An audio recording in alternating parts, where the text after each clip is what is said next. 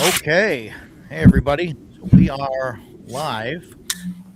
We should be live on Facebook again too. I don't know. I don't know. We'll see if anybody comes through on there. But yeah, Andy. Hello, hello, America. Yeah, We are all of America. we're it. It's us five. That's it. Every bit as diverse as you might think. So yeah, yeah. So as usual, welcome to the show, everybody.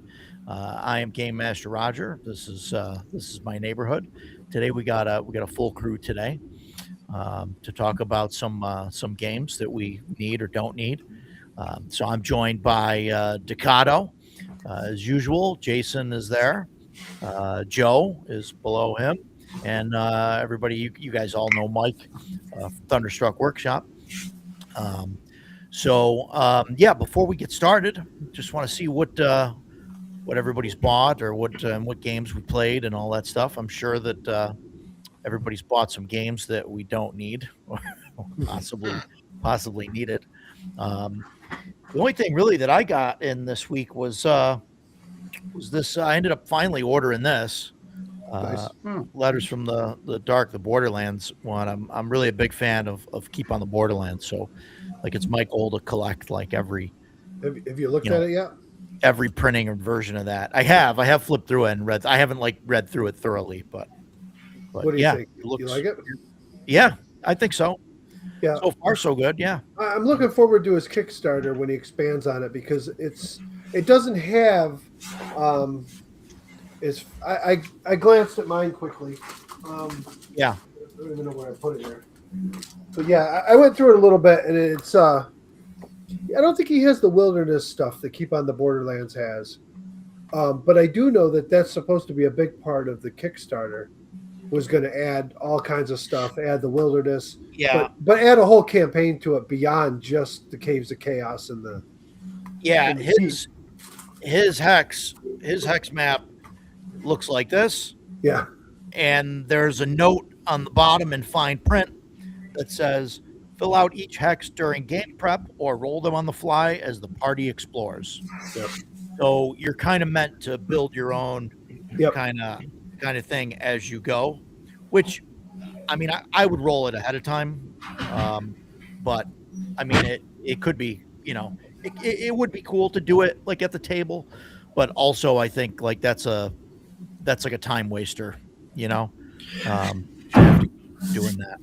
Yeah, and you start doing random stuff, you're going to have a lush forest next to a desert, and I'm like, okay, none of this makes sense. Well, that's not necessarily how those rules work, though. A lot of them have like plus and minus variables. So if you get one biome, it's hard for it to switch. You've got modifiers that keep it more geared towards it, or like adjacent biomes that make sense. Cool. Yeah, if You're there's- not going from like desert to Arctic okay. right next to each other. In 1E, you've got the tables, and there's definitely things like from a forest to a desert. Like that won't happen because it's a 0 chance or whatever. And then and then Shadow Dark, I think you can only advance like 1 or 2 hexes, right? Hex types. And so, there's that too. Populated hex monthly. That's pretty good. This guy's stuff. First of all, you're going to And pay a fortune if you want to buy it all, because he's got like 54 issues of this or something. But it's great stuff, and each different issue has different things. And he's got his own maps if you want to use his world, but I would use it more for just inspiration. Maybe take his hex and drop it on mine, if it's something I like. But he's got hex flower terrain generation is really fun. I did a video on hex flowers actually in the long ago, in the channel that I did before this that no one knows about. I did that was actually my best video, I think, best performing video that I did. But yeah, the hex flower stuff is awesome. I talked to the guy that kind of I forget his name. He kind of like designed it or whatever. He wrote a book on it. Anyway, I got to talk to him for a little bit. It's pretty cool. So, but those populated hexes monthly, I keep seeing those on Kickstarter, and I mean, I back them every now and again. I've got some of them, but they're fantastic. You can get, I don't know how many he's got now, but he's got to have a lot. You got to be able to do 200, 300 hexes with his stuff and just drop it in.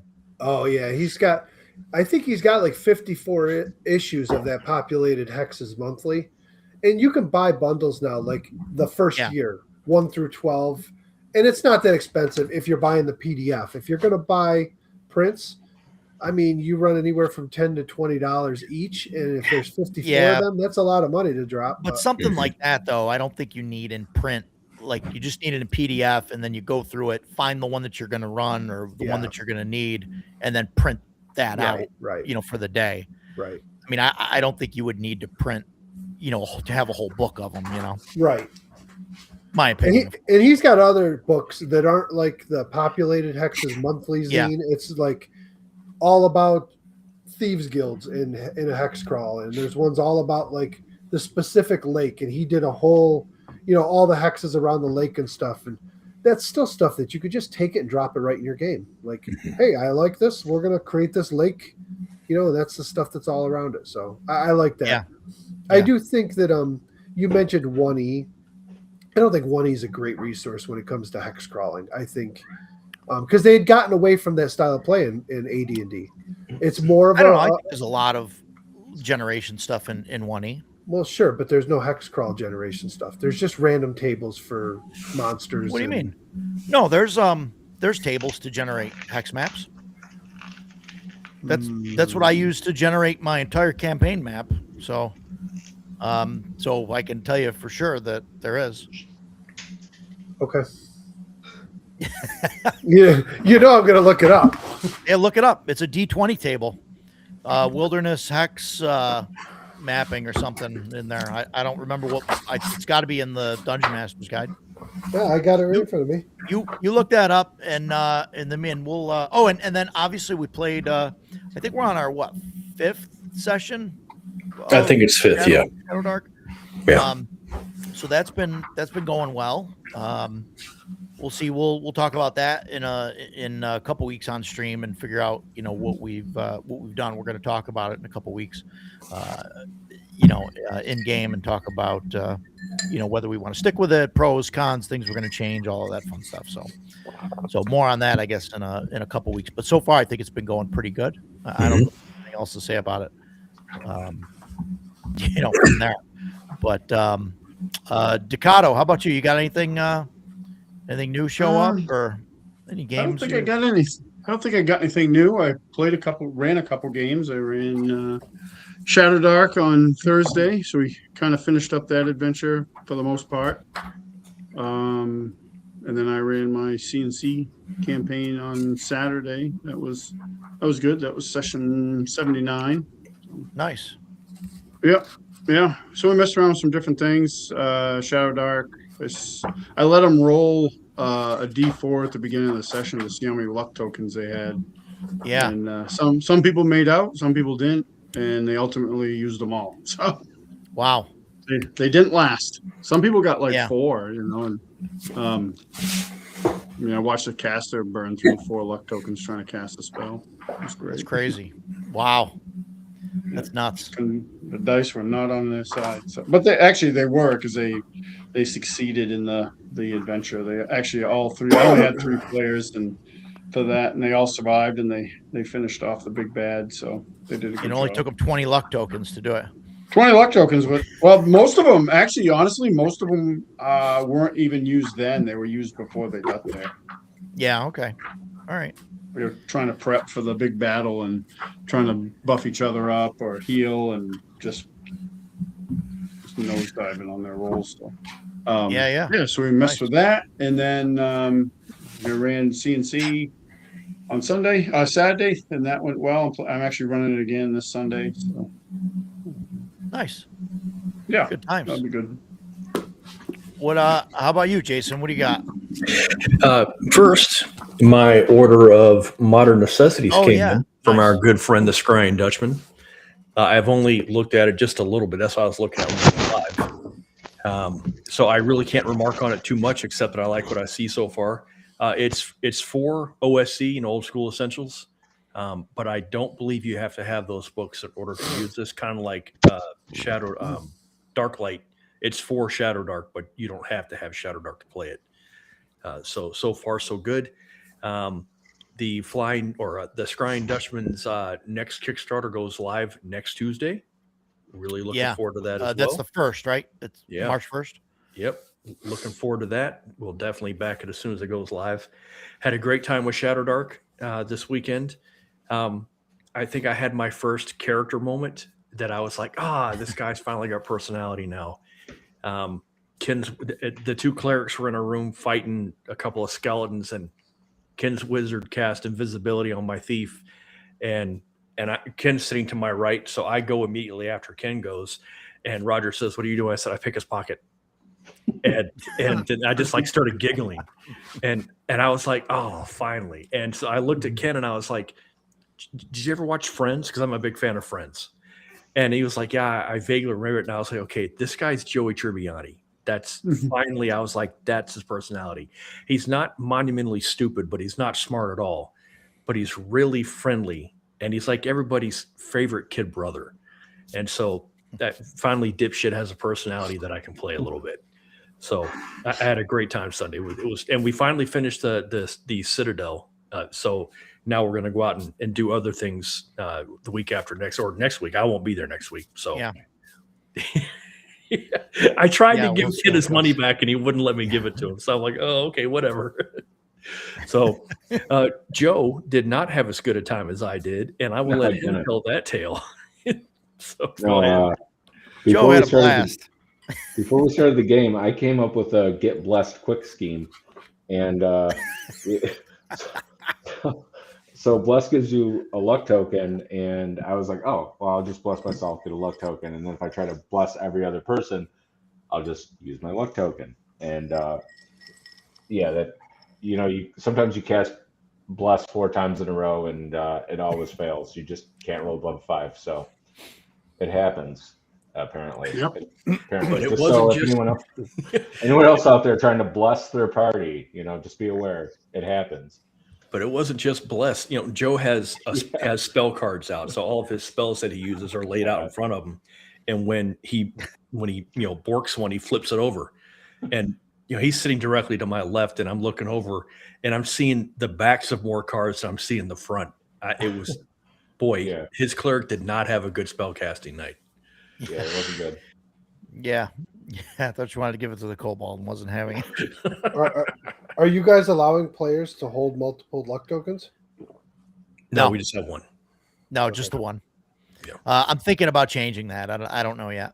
And man, we Yeah, I were burning didn't. through those luck tokens. Good. We would get I- one, and I would just immediately give it to the wizard or the cleric. Here, take it. Yeah, Yeah. I did that. And the last session was the first, pretty much the first session where they had multiples. Yeah. Yeah, I don't know. Well, we'll have to try it, see where it goes. But yeah, no, we haven't done that yet. Did you get anything did you buy anything, Joe? Did you get anything show up? Anything good? I don't know. I got this Runehammer Daggerheart mashup thing. I forget what it's called. Oh. I could go. Yeah, get it, hard but, suit. you know. The hard suit thing that he made? Yeah, it's a hard suit. Was that that? Hard suit primal. Yeah, Thank you for yeah. reminding me. Yeah, hard suit's one of his Yeah. one of his settings for Yeah, index I card. got RPG, that, yeah. and I got the like Daggerheart has cards, so this has cards, but Daggerheart kind of uses like a smaller font on the card to like write everything in there if it's a big thing, but Yeah. he decided keep the same size font but like reduce the art. So there's Okay. It reminded me of like one of those magic cards from Unglued where it has so much Oh, text. all the text The and the- person's kind of peeking over the Yeah. the border of the card. Yeah. So I like think I that- like it that way better than It's funnier the that way. increasingly smaller font size, to get it to fit on the card, because that gets. I mean, Yeah. I'm at that age, right? Like where trying to read some of that fine print is like ridiculous. I mean, just get a monocle, man. It's classy. Just get like one of those. Well, yeah, I know. Or actually wear my reading glasses when I'm supposed to. Yeah. There you go. mean- I think you look +5 intelligence when you wear your reading glasses, dude. Yeah. Like, Yeah. like I don't know if Jason, did you see him or did you put him on after you left that night? He must have put them on after I left. I don't know, but I end up Yeah. doing this, looking over my glasses. Yeah. Especially when I first started wearing Yeah. readers, I'd be at work at my desk and someone would walk in and I'd be looking over them. And I was like, oh, Jesus Christ. Yeah, I'm 40 and this 19-year-old's telling me what he wants. Ugh. Yeah. I got to get used to doing that. I think wearing them further down my nose so I can see over them at everything else that's going on. I just haven't. I don't know. Got to get used to it. I got to get used to this getting old shit. That's, Well, I've got the long pointy snout, so it makes it really good. My glasses fit very well right at the end of my nose there. Yeah. So yeah. So Mike, over to you. What did you get anything in? Anything new, exciting? Any gaming? Let's see. I got Shadow Sun. Oh yeah, nice. The funny Have you part dug is, into it? not much. No, not yet. That's Dark Sun for Shadow Dark, right? Yeah. Yeah. Sure. Yeah, Chubby. So the yeah. the funny part is, I posted about this on Twitter, and Chubby Funster replied back and said, "Oh yeah, the revised version's coming out soon." And I go, "Well, that would have been nice to know before I bought this one." And he says, he replied back and said, "Don't worry, I'm going to send out coupons to all the previous owners." So Good deal. looks like I'll be Yeah. buying it again. Yeah. And these came today. These I'm excited about these. These are great. Final Torch issue number 1 Oh. and Final Torch Okay. issue number 2. These are for Shadow Okay. Dark. So I don't know if you can see it here, but in this is 3 I don't know. adventures. So I'll put you on the. So there's these 3 adventures in there, which you're not gonna be able to see very well. Oh. But All right. right. So it comes. There's a hex map Oh, for you the want- jungle. So this whole thing is jungle themed. This one is. So I'll there's a leave you hex up map. a little bit. Hex Yep. map for it. There's all the hex keys. This is all made for Shadow Dark. Yep. That's cool. And let's see. Then you get into it, and you've got Sanctum of the Undertoad Queen, which I just saw a review of it. I guess it's actually a quite highly reviewed adventure. Level 3. And then, of course, you can move on to... let's see here. This thing... And where did these come from? So he's got his own site that you can order the PDFs from, or you can get the print versions from Amazon. And in the print versions, there's a QR code that you can scan for bonus digital content, which includes the PDFs of this. But it's not just the PDFs. It is the PDFs plus player maps, GM maps Oh, cool. of both the hex maps, the dungeon stuff.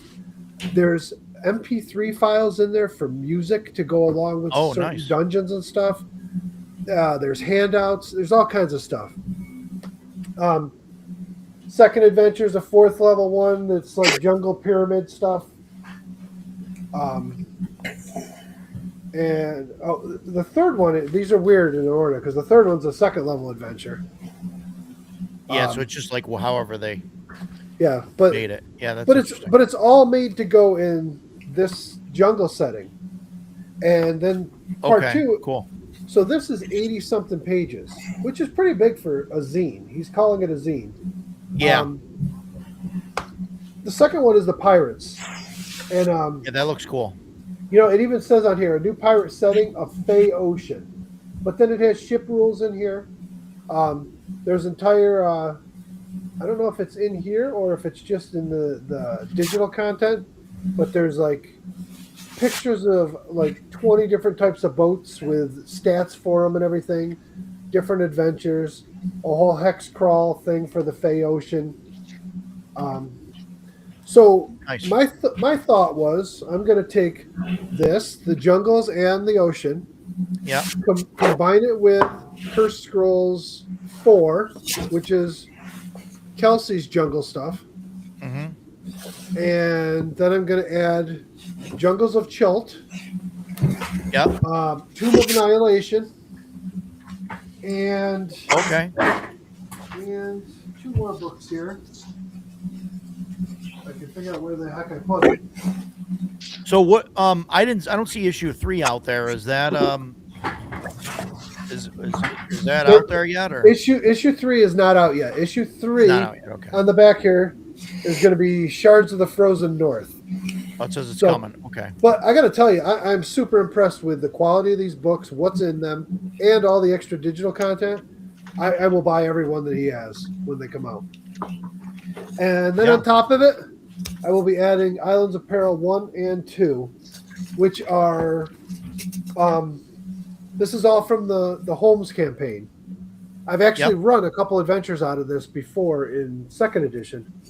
Okay. The stuff's from Pathfinder. It's great stuff. So I look at it and I say, well, I'm going to add all that jungle stuff, Jungles of Chult, all of this stuff, Kelsey stuff, and I'm just going to make an island similar to the Jungles of Chult, maybe even bigger, to run a full campaign on. I've got all the seafaring stuff so I can do the oceans around it. Yeah. You know, and just basically put together my own campaign. I'm not going to use any of their hex maps, but I'll use their hexes for my stuff. But yeah, these came today from Amazon, and they were just outstanding. Yeah. Cool. Outstanding. Cool. Yeah, they look like they're about $20 on Amazon, Yeah, I think one's 20 and one's 23. and then the But- PDF on drive-through is $9.99. But But you said you get the PDF for free, right? right. If you inside of this thing, there's a QR code for digital content, and you Yeah. get the PDF as part of that digital content with everything That's else. cool. I will tell you one thing. Yeah, so they've even got like blank things in here that you could print out for like ship types if you want to make up your own ship. Yeah, cool. But this thing is this book here is 108 pages. I mean, Nice. 80 something pages for the first one, 108 for the second one. They're pretty big for Okay, zines. yeah. You got a Yeah, lot of that's content cool. for $20. Yeah, So- looking at it, just the stuff on drive-through, the art looks pretty good and stuff too. I mean, it doesn't Yep. look terrible. So, Yep. yeah, that's neat. Yeah, it'd be cool to take a look at and see how that goes. Yeah. Keep us posted on that. Obviously, did you find that I was right in the first edition? No, I AD&D? can't. Nope. There's lots of tables for generating random stuff. Like if you're gonna do, like if you want to do a settlement in 1E, it was like roll it for the size of the settlement and this and that. But Yeah, there's hex. Um, There's hex there- rules. Hex generation. yeah, okay, It's there. I okay. know it's there. I Is it maybe in the Wilderness Survival Guide? No, No, it's in the it's in the DMG. If know there is, listen, as much as I love that first edition DM guide, Yeah. if there is in there, it's pretty weak compared to what's out there these days. Oh yeah, no, I mean There's lots of the- hex. I mean, hex crawling was a big thing for basic and BECME, and it's a kind of D20. It's a D20 chart, Right. where you roll and you're here. Yeah, there you Right. go. Chthonic It- musings, Appendix B, Appendix B. random wilderness terrain. Yep, and it's got and then it's got like you roll a percentile to see if it's a settlement, if it's like 17 or less or something. Yeah, it's, I it's a there's a settlement, and then you roll on the random settlement table, and then occupy. Who it's occupied by, and all of that stuff. It's good stuff. Love it. It's fantastic. I built my whole Yeah. campaign map on that. So, Okay. yeah. So it is there. No, Appendix B, random wilderness terrain is there. Yes, it's like I said, it's pretty weak compared to what's out there. I mean, it's if I was going to generate a hex campaign, Sure. I'm not going to do it out of this book. right. I love this book, but there are just better Yeah, yeah. sources for it. I mean, Yeah, but I mean, I think like you're not going to. I mean, You're not going. You can eat yogurt with a fork, but it's not optimal. Oh, right, get a spoon right. and do the job right. well, I just what I'm saying is like it works well enough yeah, where you don't need another supplement or whatever No, to do I it. get I mean, it. I mean, It's there's rules in Shadow Dark for generating hex terrain too, and I mean, I wouldn't use that for everything. I feel like D&D regressed over the years from basic to AD&D to second edition to third edition to fourth and then to fifth, Really, where they took away all the rules for sure, travel. Travel stuff went away. Dungeon I think- crawling rules went away. yeah. It was like in every different edition took more and more of it away. You I know? disagree. I think that first edition is where we peaked on rules. I guess if you want to talk about complexity of rules, sure. So, But all right. Well, you know what, Mike? Let's put a pin in this, and Yes. we'll talk about the D&D rules complexity and rules history or whatever. We'll do an episode on that. well, Um, I can't be on that episode with you because Because you'll be wrong the whole time. no, not at all. why, yeah. Because I'll Mike and try I not to will be. dogpile you on that show all night long. Yeah, I mean, Yeah, you're like I one of 100% those, agree with Mike. you're one of those guys with that stick shoved up his butt. That's Yep. like, oh, second edition's horrible and first edition is Well, first, I mean, first edition is fantastic. That's where I began. sure. And I'm not going to say there's aspects of second edition which are better and some that are worse, but It is now, Ken. yeah. Well, we are talking about the Rule do sets. we need these books Yeah, and yeah. rule sets? Rules. I would never dog on AD&D first or second Sure. edition. It is amazing, and that's where I've spent 30 plus years running games. So don't get me wrong, I love them both. I'm just saying there are better tools for certain things. Sure. You're not going to take Absolutely.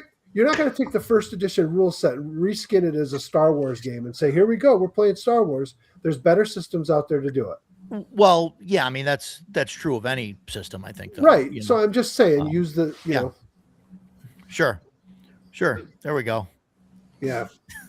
Thanks, Dave. Is that your alter ego? Thanks, Is Dave. that like yeah, your it's me, separate truly account me. that you have just a That's comment mine. in here? That's my name. Yeah, that's me. Thanks, Dave. So no. I get what you're saying. I do. And I mean, I like 1E and like what it did and all that. I mean, but oh boy, Mike, there's a Here we question go. for you from Ken. Okay, so I don't know Daggerheart at all, but from the little bit I watched on a couple of videos, yes, first edition is like first edition's here and Daggerheart. I can't go low enough. Like I'd have to. I know you like it, and I'm sure there's some good parts to it, but we can all be wrong. I mean, most of us here at some point played 5th edition, right? Yeah. We were all wrong. Yeah. We learned over time. First edition Daggerheart. I want to know why Dave thinks second edition is an abomination. I would like to hear an explanation of that. Address that. Yeah. because they only made it for. I'm guessing this is gonna be his response, but because they only made it because, well, I mean, obviously they had to clear up the rules and stuff, but there was a lot of pressure from the whole Mad Mothers Against Dungeons and Dragons and all of that stuff, and they needed, I mean, obviously they needed to print more books, they needed a new edition, all of that. That's the same thing we see now, and why they're talking about a 6th edition, 7th edition, whatever it is. But I mean, they pulled out all the demons, and like they sanctified everything. That's not why they made 2nd edition, though. No, but that's part of it. That's part of the reason. No, that was just part of how it was created, not why it was created. Okay. All right. They Well, I created mean, we 2nd can edition to disagree, start but- edging Gary Gygax out of the company, which needed to happen. Sure. Because he was Well, spending yeah, right, money 'cause they on coke booted him out. and broads before Yeah, anything else. absolutely. Well, they already got him out of the company when they started talking about 2nd edition. Sure, Right. Absolutely. Yeah. But So they were basically doing the same thing to him that he start did with to the Ringbound Arnix. Monster book. Or I actually Arneson think the with Ringbound first Monster edition. book was pretty cool, but I think I like you that. you Yeah, got the- that on that on your shelf, don't you, Mike? Or no? I do. Yeah. Yeah. I Decado do. probably has his too. And it's I wish beat I up. still had mine. I thought it was and a great idea. Listen, it's beat up like everybody's. It's so that was a product that was way too far ahead of its time. If you put that out today, just like Lord Games did, I've got it sitting here. You can print every single one of those sheets. So if one of those sheets, so back then you couldn't do that stuff. When those came out, they couldn't. So it was ahead of its time. If they put it out today and said, hey, here it is. Awesome. It comes with a sheet of them and a PDF. You can mark them up all you want. You print a new one if you need it. You do whatever, a sheet rips out, you print a new one. That, it's not a bad thing. I'm still not a huge fan of spiral bound. Or not, I don't want to say spiral bound because I'm thinking of like actual binders coil or whatever, binding. yeah. But just like a 3-ring binder for that, because it's 3 weak points for it to rip out. I understand Sure. that. That was the downfall of the whole design. But I was very happy when they switched to the hardcover book and then the supplements. Mhm. I didn't have the supplements back in the day. I bought those all in the last couple of years. But Yeah. There- I mean, I remember back in the day when I was running, I used a 3-ring binder, right? Because I didn't have a binding machine or anything you couldn't back then. It was just difficult to do it. So having a 3-ring binder and having like all your notes and being able to like move monsters around and just say, okay, all I need is these 10 pages of monsters or whatever for this thing is like, I mean, that's pretty cool. But yeah, nowadays you could do that a lot easier than you could back then. right. So I've actually Yeah, put a lot of stuff that was in like hardbound books into a binder and folder situation, or sometimes just a folder. And for running games, it's great because it's like one pocket of my folder has the character sheets, the other pocket has like all the maps I need, and then any essential rules I need, I just have them, in like those little plastic sheet cover things, and they're oh in yeah, there. the So, clear. like, yeah, I mean, it's not great if you need an obscure rule or something, but I have everything I think I need to run a game in a folder, and I just bring it to the game, and it's great Yeah. instead of bringing like 10 books, to the. Well, that's And a how I lace do flat. it. And a lace Yeah. flat. If I'm going to run, I'm running the dungeon there that we've been running, Citadel, I went and took every single monster that's in the Citadel and in the random encounter charts, and then I grabbed each one of their stat blocks and made a PDF of just those and printed that Yeah. out. So it's a table copy. So I don't even have to open up the book to find it. I've just got a couple sheets there, double-sided, Yeah. that has all the stuff on it. I showed Right. Roger, and you know what Roger's answer was? Oh, that's neat. I probably wouldn't use it, but It that's is neat. neat. I said it was neat. That's true. I didn't say Roger it like has the that. wizard thing going on. He has the full wizard thing going on. He needs his tome in front of him, and he needs to go through the tome to, that's. No, I It's think Roger, having man. everything He easily loves it. accessible is good. Mike, I didn't say, oh, that was neat." Yes, you did. Yes, you did. Not like that. Well, that's how I read it. You Oh, typed it to me. That's how I read Oh, it. because it was typing. Okay. Yeah, Yeah. yeah, yeah. No, that's cool. It's cool. I'll give it to you. You've done some things that I got to look into, doing myself, like doing the thing with the map is pretty cool, printing out that huge map. But I am looking. You got me looking now, and I looked, and there's a Best Buy's got a 55-inch TV for $199 Yeah. right now on sale. So There's a- I'm like, So Best Buy has a 65-inch for $225. yeah, is it That's what okay?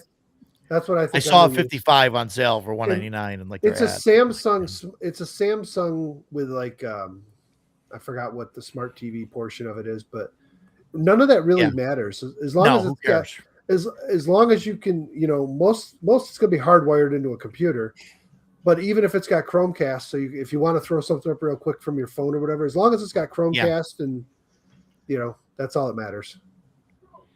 Yeah, I mean, and I've got a couple of the Amazon Fire Sticks floating around and all that. So I mean, Yeah. even if it didn't have a Right. thing, but yeah, I've even got one of the original Google Chromecast devices that just plugs into the HDMI, and that's Yeah, there all you it can go. do is Chromecast. yeah, So there you go. Yeah, that works. That's neat. yeah, that's cool, Mike. But no, I consider doing that. I don't. You were talking about building it into the tabletop. I think that's Yeah. an excellent idea.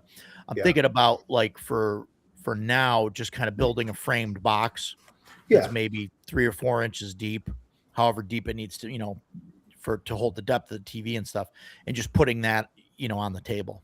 what I would do if Box you're going out to do that is TV. build yourself a box that the outsides of it, you don't have any overhangs or anything on the outsides of it. So Mhm. if you wanted to later put it into a table, you could literally inset that box Yeah, into the right. table and then just trim Yeah. around it. Yeah. That'd be the way to go, because then Yeah. then you Sure. never have to change anything. You could just add it to your table. Yeah, right.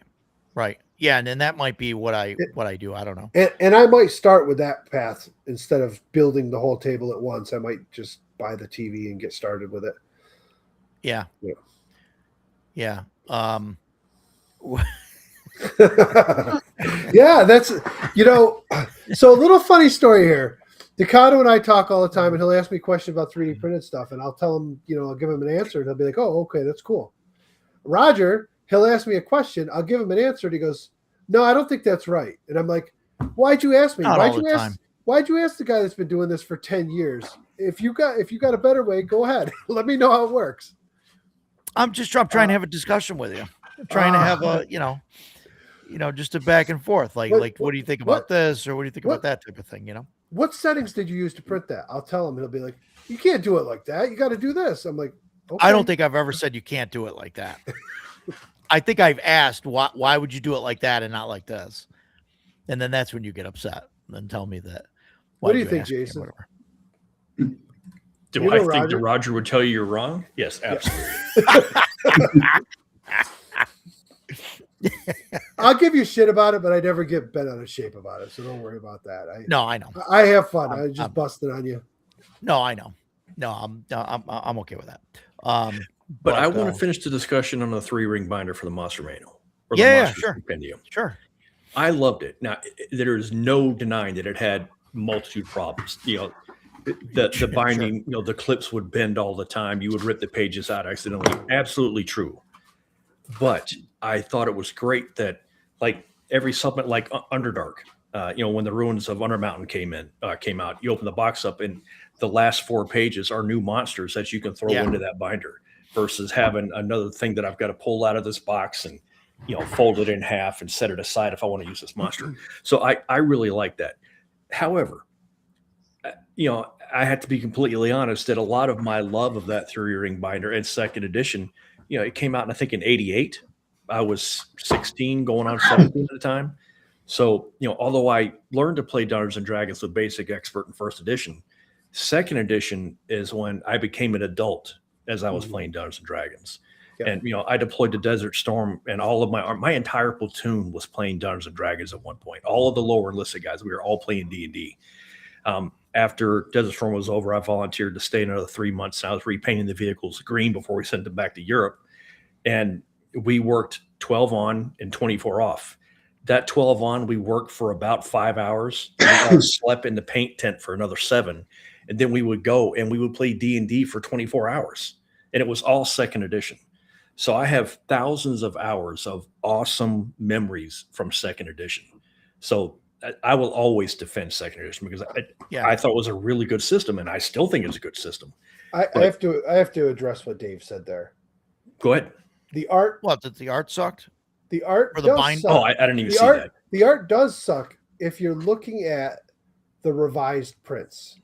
If you go with the original prints, they were loaded with Elmore and Easley art. and Yes. it was all I don't. great stuff. I don't know if we're talking about the same thing. I thought he was talking about the 3-ring binder monster art.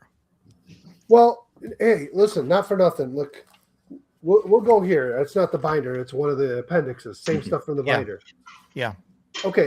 That It's looks not- good to me. No, It's I'm just not- saying. I I think personally, Yeah, the monster manuals are Yeah. fine, but the I- core books, the art wasn't. Well, like Mike said, the revised ones, the art's fucking right, horrible. the It's revised one's horrible. The thing about this one is every single monster in every single book has artwork. Yeah, It's rare to find that these days. Yeah. I mean, the binder. Yeah, he's talking about the binder. not here was the- my solution to the binder. So I've got the obviously the hardcover Monstrous Compendium, but then I Sure. went out and bought. They did the compendium and annuals. Yeah. So this is all stuff that wasn't in the binder and wasn't in that. Then the Ravenloft stuff that was in binders got made into Yeah. these softcover books. Yeah. The Mystara stuff got made into one. And then you have a whole lot of stuff that never got made into them. This is just some of that. Well, I made new covers for them all. And Yeah. I made my own bound Unbind, yeah. versions for everything. So you got your Greyhawk, you got your Spelljammer, because they never had print versions of these other than in the binders. Dragonlance, it was only a binder supplement. You know, Yeah. forgot. I want the Forgotten Realms appendix. So I this want- one I here- want, I want those. This one wasn't even printed. This one's a web supplement that I printed and made it into its own booklet. Cool. And then there's the Forgotten Realms appendix. Yeah, to me, this is the hardest part for me not playing second edition is I have so much amazing materials for it that's and it's like Forgotten Realms. Even the people that don't like Forgotten Realms, there's so much material in those books that you can use for your games. Yeah, Even if sure. you don't want to oh play yeah. Yeah. I play Forgotten Realms with second edition materials and a mix of the first and second edition box sets, but I run it like the first edition world where it's a lot more sparse, there's a lot less detail to it, and it's a lot grittier in my world. I've considered doing a Shadow Dark version of Forgotten Realms that's like, you give it some kind of cataclysm or something that happened. The world itself is in ruins Sure. and dangerous, and it's your game. Do what you want with it. So that's why I Yeah. always, when people are always like, "Oh, I hate that system. There's too many high levels in there." You're the DM. They're only in there if you put them there. Yeah. Right. Right. I don't know. Can Sometimes I show I'm what like- I was talking about with those cards real quick. Just Yeah. Yeah. I- Sure. I had to use the restroom and then I got up. So this is a normal card, right? Here, hang on. Let me Oh, okay. put you on the big screen. Yeah. Oh no. Okay, so this All right, is so a there's normal a normal card. card. Yeah, it looks like half Okay. and half. All right. This is another card. Oh, Right. there's a little more. Yeah. Okay. And then this is the one I was like Birds. starting to laugh at, where it's like Oh my God. just Yeah.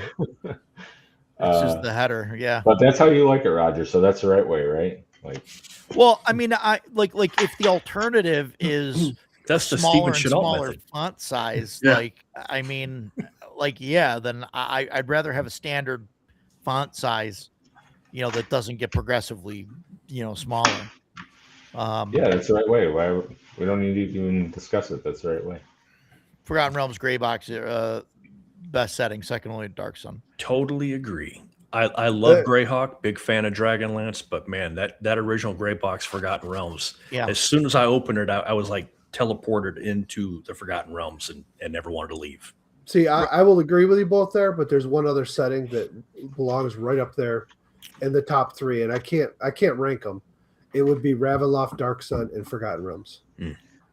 Yeah, Ravenloft, or like Ravenloft second edition, where they brought in where it's the whole, like all the other planes and all of that stuff. Or are you talking this- about just like Ravenloft, Strahd, No, second edition, Barovia.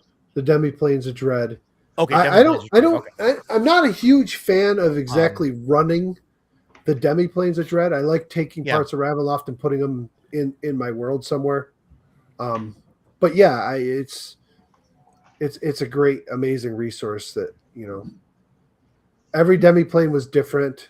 One of my favorite adventures ever was Night of the Walking Dead, first level adventure in Ravenloft, and it is so much fun. I've run it many times over. You're calling it Ravenloft. I've never heard it pronounced that way. It's not Ravenloft. It's Ravenloft. I don't know. It's Ravenloft, but Okay. I Ravenloft? didn't want to argue with him, so I just let him You have it. Didn't want to tell me it was wrong Yes, yet you again. did. No. Yes, you did.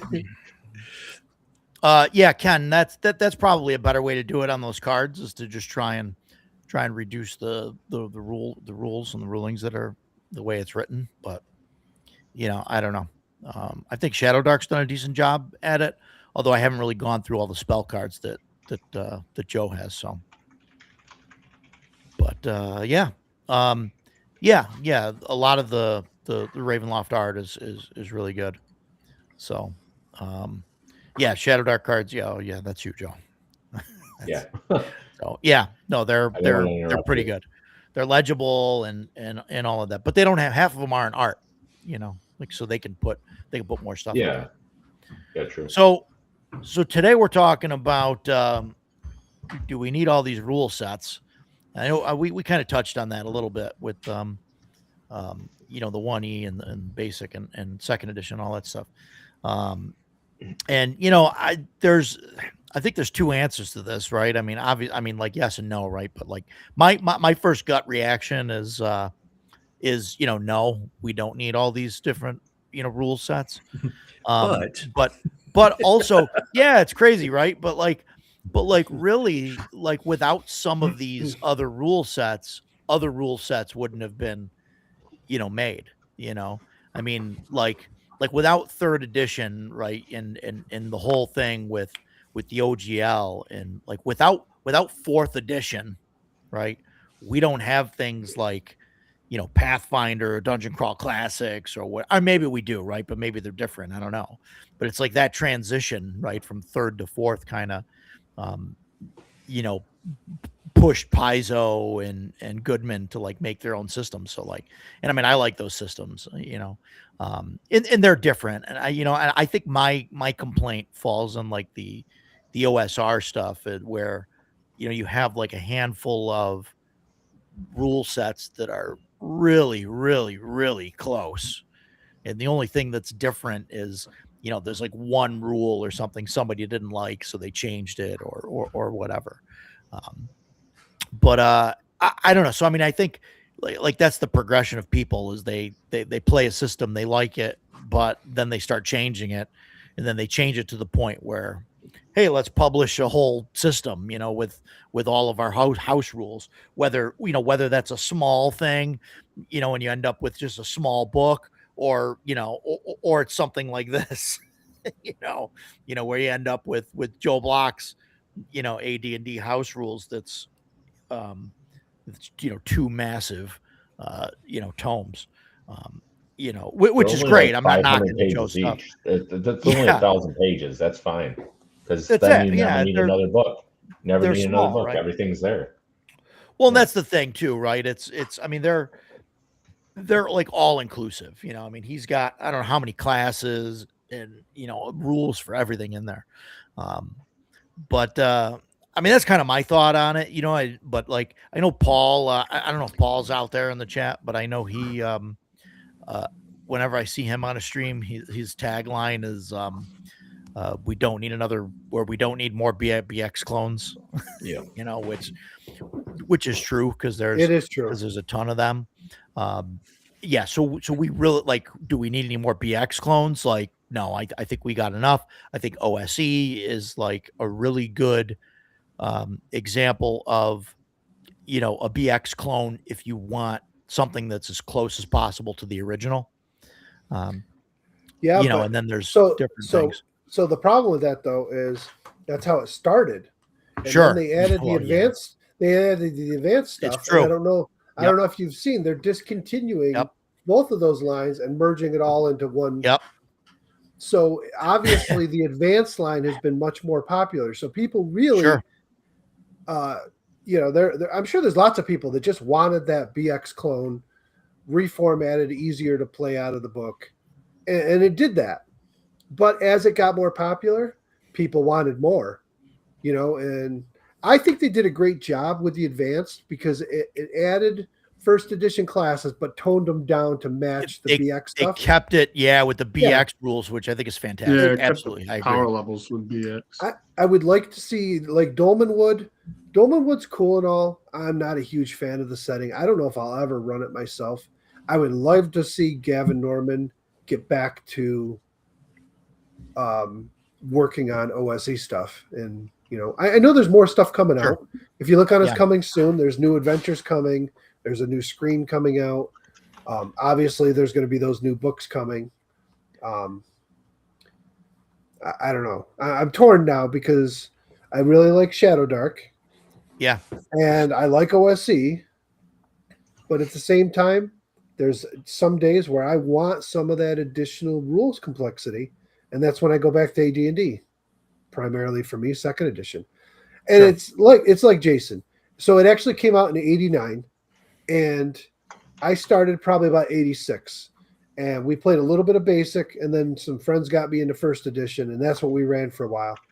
And then it was only a few years later that second edition came out, and we didn't have any game stores. We had Walden Books, and that's all they sold. So that's when I started collecting second edition stuff. And that's, I think for the most part, most people that switched from first to second is probably a similar reason. It was the current content being published. Sure. It was easily available. And I don't care what, I know I hear the beefs back and forth. People mad about them taking out the demons and devils. Okay, yeah, they put the Batsu and Tanari or whatever, and they're named differently, but there's the same type of thing. Or you pick up your 1E Player's Handbook or Monster Manual and use the demons and devils right out of there if you want. That was why I didn't buy it when it first came out. I mean, I never bought the core books, but I used to buy other stuff for it. But when it first came out, there was no assassin and there was no demons and devils, and I was like, what do I need this for? Like, I have it in AD&D. So some of my guys I played with bought it. That's how I have the DMG, because I inherited it, but I never bought it myself. Now, I will say, as I've gotten older, I prefer a rule set that is much more tight and concise with what it has in it, and then have supplements to be able to add what I want to my campaign. So I actually don't mind that assassins aren't in there or monks aren't in there. Monks, the way they've always been designed, are horrible. They don't fit in a medieval fantasy setting. Right. They don't. They're They belong in Oriental Adventures, not in Western. Well, that's European. So Dave brings up, Dragon Slayer being nice between 1E and BX, which is true, but he changed the monk in there to be more like an actual Eastern. monk would be, Western, right? Like a friar, right? Like a friar instead of the kung fu master, right? And I think and I think that's more of how they should be in a medieval fantasy type setting. Sure. I agree. That's one of the things I like about Joe Block's AD&D is that he didn't put the monk in there. It's in his version of Oriental Adventures. Yeah. That's the way it should be. Like Books, I've always hated the monk, so I don't mind the Dragon Slayer one. That one's fine. But like when we played AD&D or any version of the game, third edition, I've never liked the monk as a game master. I'm just like, it doesn't. Right. It doesn't fit. Right. It doesn't fit my setting. It just doesn't fit. Never cared for him. Which I think like that is what kind of leads to all of these clones, right? To come out is people start playing a game and they start talking like that, like, oh, well, we can't use this. We don't want to use this. We don't want to. And by the time you get done with your house rules and stuff, or you start publishing stuff and, that's your own setting or whatever, like the Dolmenwood thing, I think that's kind of how that, happened. Like, cause that was originally, just a BX or OSE thing, and then eventually it's like, you know what? We've got a big enough following. We got a thing. Let's just make our own game, and then we can make our own stuff for it. And then that's Well, kind of how that happened. part of that with Dolmenwood was the OGL nonsense because originally Sure. Dolmenwood was going to be OSE, and then that Mhm. stuff happened, and he was like, "Well, I got to do my own thing because I don't want to lose what I'm working on." Yeah, And, yeah. But yeah, no, it makes sense. I really wish he hadn't changed it and had just left it for OSE. And not that it's much different. It's not very different. I mean, there's a couple different rules, but Yeah. I mean, Yeah, just that's what's good about a lot of the OSR stuff is Yeah. they're really cross compatible. I mean, with minor changes. I just got really turned off by the ancestries. I mean, I don't know. Just not they my wouldn't gig. work in every campaign, but for if you're playing in Dolmenwood, they're great. Yeah, But yeah. there's some other ones, probably not so much. Monks belong to any setting. Well, Rooster, it's your time. You're wrong, Matt. That's My buddy Matt. You're wrong. oh well. If it's your buddy, then yeah, you're wrong. No, You're wrong. He's my buddy. You can all tell him he's wrong. Yeah, you're wrong. I mean, Yeah. listen, I even hated the Castles and Crusades monk. The way it's written, there's some vagueness to how it works, and I couldn't get an answer from Steve. And then when he did give me an answer, it was the wrong answer. But you know, it was like certain little things about the monk, about their armor class and being unarmed attacks. But then they turned around and said, like Steve flat out said, "Oh yeah, you can use a weapon." I'm like, "Well, that's not an unarmed attack. You know, if you're going to give them those bonuses for doing that, I don't understand this. People like I get it with my players all the time. They're like, we want to add good things to the game, but there should never be any penalty for it. Well, everything should have some kind of reaction. You know, if you're going to add Right, something good, there You should add be something, some kind of downside. way or the negative. Yeah, Right. right. Right, Sure. and it Right, was just right. like, You give, can have give, this give. thing, but you're going to lose this or whatever. Yeah, absolutely. Right. So yeah. so I had a player Yeah. that took a weapon that was on the list that did like D12 damage, and Yeah. then he could get his unarmed attacks with it because Steve and Chuck and them were all saying, "Oh yeah, you can use weapons." I'm like, "Dude, it says unarmed," and they're like, "Oh well, that's not really what it means." I'm like, "Well, what does it mean then?" yeah. The deflecting arrows says you have to have like a free hand to do it, but what if you're using a two-handed staff? And you know, it's just Right. You I can't. don't know. Yeah. Right. Right. Then you can't do it. Right. Right. Right. No, I agree. I definitely agree with you, especially if when you're trying to like min max or something like that. And I'm not necessarily and that's saying that your and player was that's doing that, but I think that's part of that. well, no, you know? it is what he was doing. And I don't have a group that really goes out of their way to min max, but if they'll interpret rules much different than I do. And I think that's because I've DM'd for 30 plus years and they haven't. So they look at Sure. it from a player perspective and they're like, oh, well, why can't we have that? They don't see what Yeah. chaos it might cause in the game by allowing you to cast that same spell 10 times in a row. There's a lot of that. I mean, Why can't I have players like that. Why can't we just make Magic Missile into a cantrip? Because then we'd be why- playing 5th edition. Right, because why Yeah. would you do anything else? You'd be just firing Right. missiles left and right. Yeah, And that's before you started joining us, that was actually a discussion that Ducato and I had. We had that exact discussion. All my guy had to do was cast Flame Bolt. It's a Yep. 0 level cantrip. I can cast it every Yep. round. Why would Yep. I use Yeah. anything else? Especially it- when the damage elevates on it. But that's Right. a different discussion. Yeah. Right. Yeah. Yeah. It's interesting. So I mean, I think this is where all these different things come from. All these new rule sets and books and everything else, right? Because people don't like the way things done or the way something was written, or they feel Well- like they have to explain things, and then they have their own printing of it now. It's weird because I don't ever want to say that. Yes, warlocks were the same way. Yeah, I was gonna say Ra- that too. Yeah, I mean, there. Rangers were the same. The warlocks cast Hex and then Eldritch Blast. Eldritch And Blast, the- Eldritch the Blast, the Ranger Eldritch Blast, cast. Yeah, the Ranger cast. I forgot some Hunter's Mark.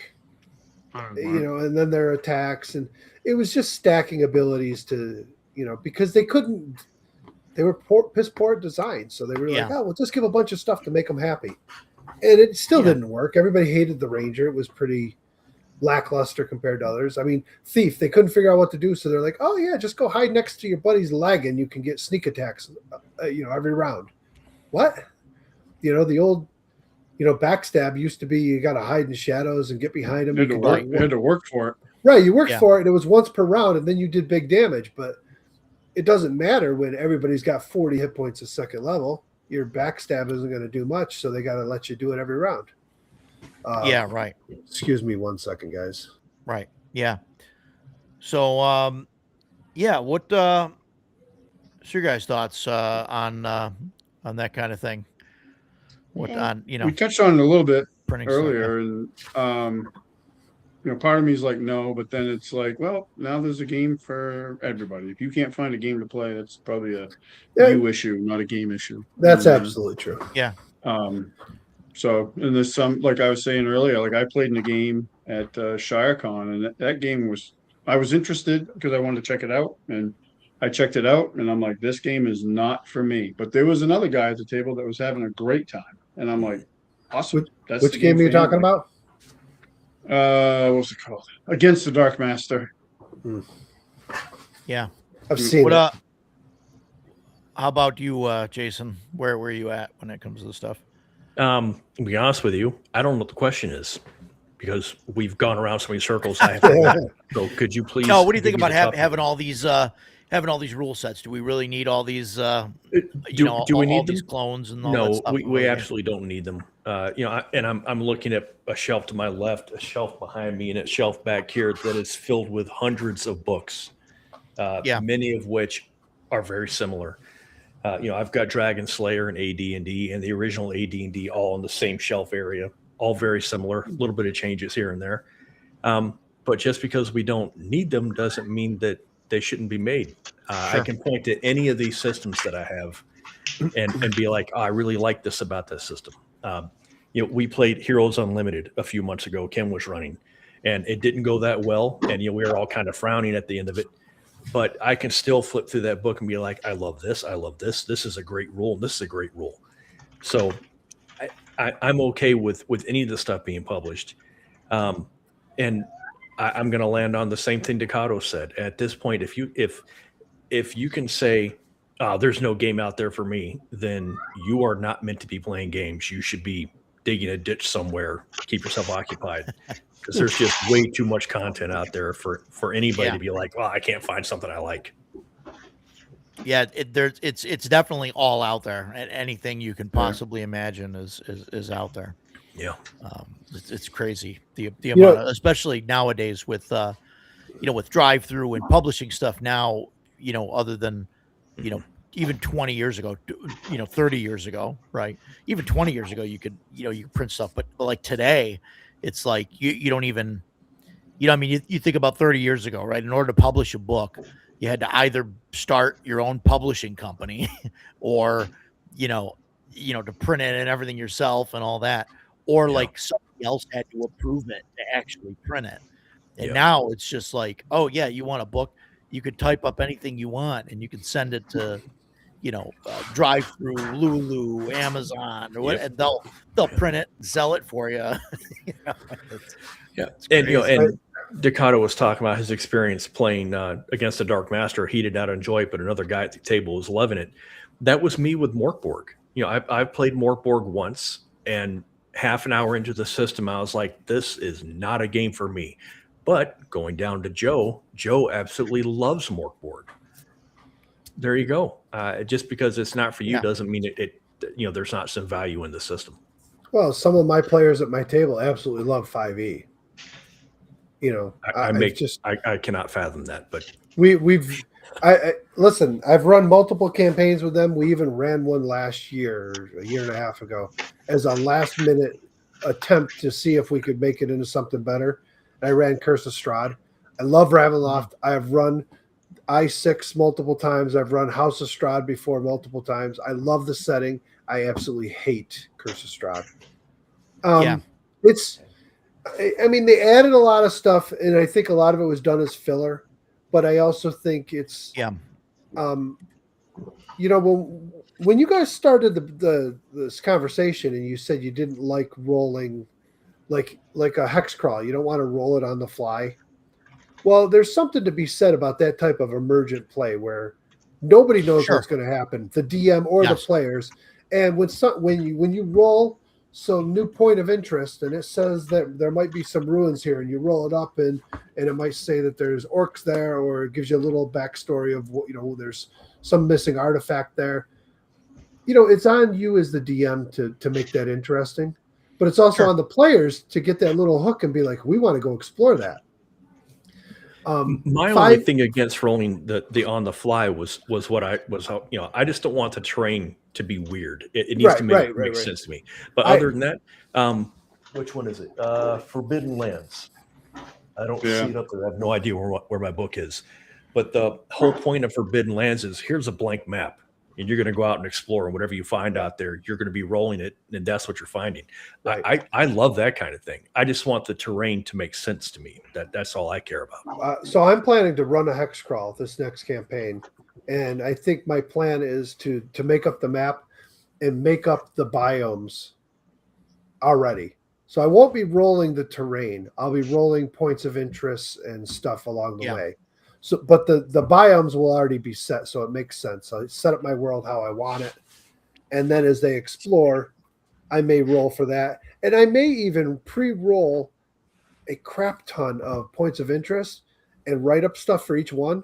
So then when I roll them on the fly, Yeah, I pull out the sheet for it, and there it is. There's our adventure for the next 3 sessions because, you know, and I didn't know it's coming. You know, they don't know it's coming. It's something that they stumbled upon and decided to pursue.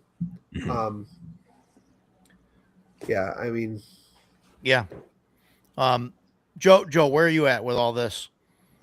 You think we need all this stuff, or I noticed the plethora of books behind you, like the rest of us have. So, well, you know me, I got to be a little different. I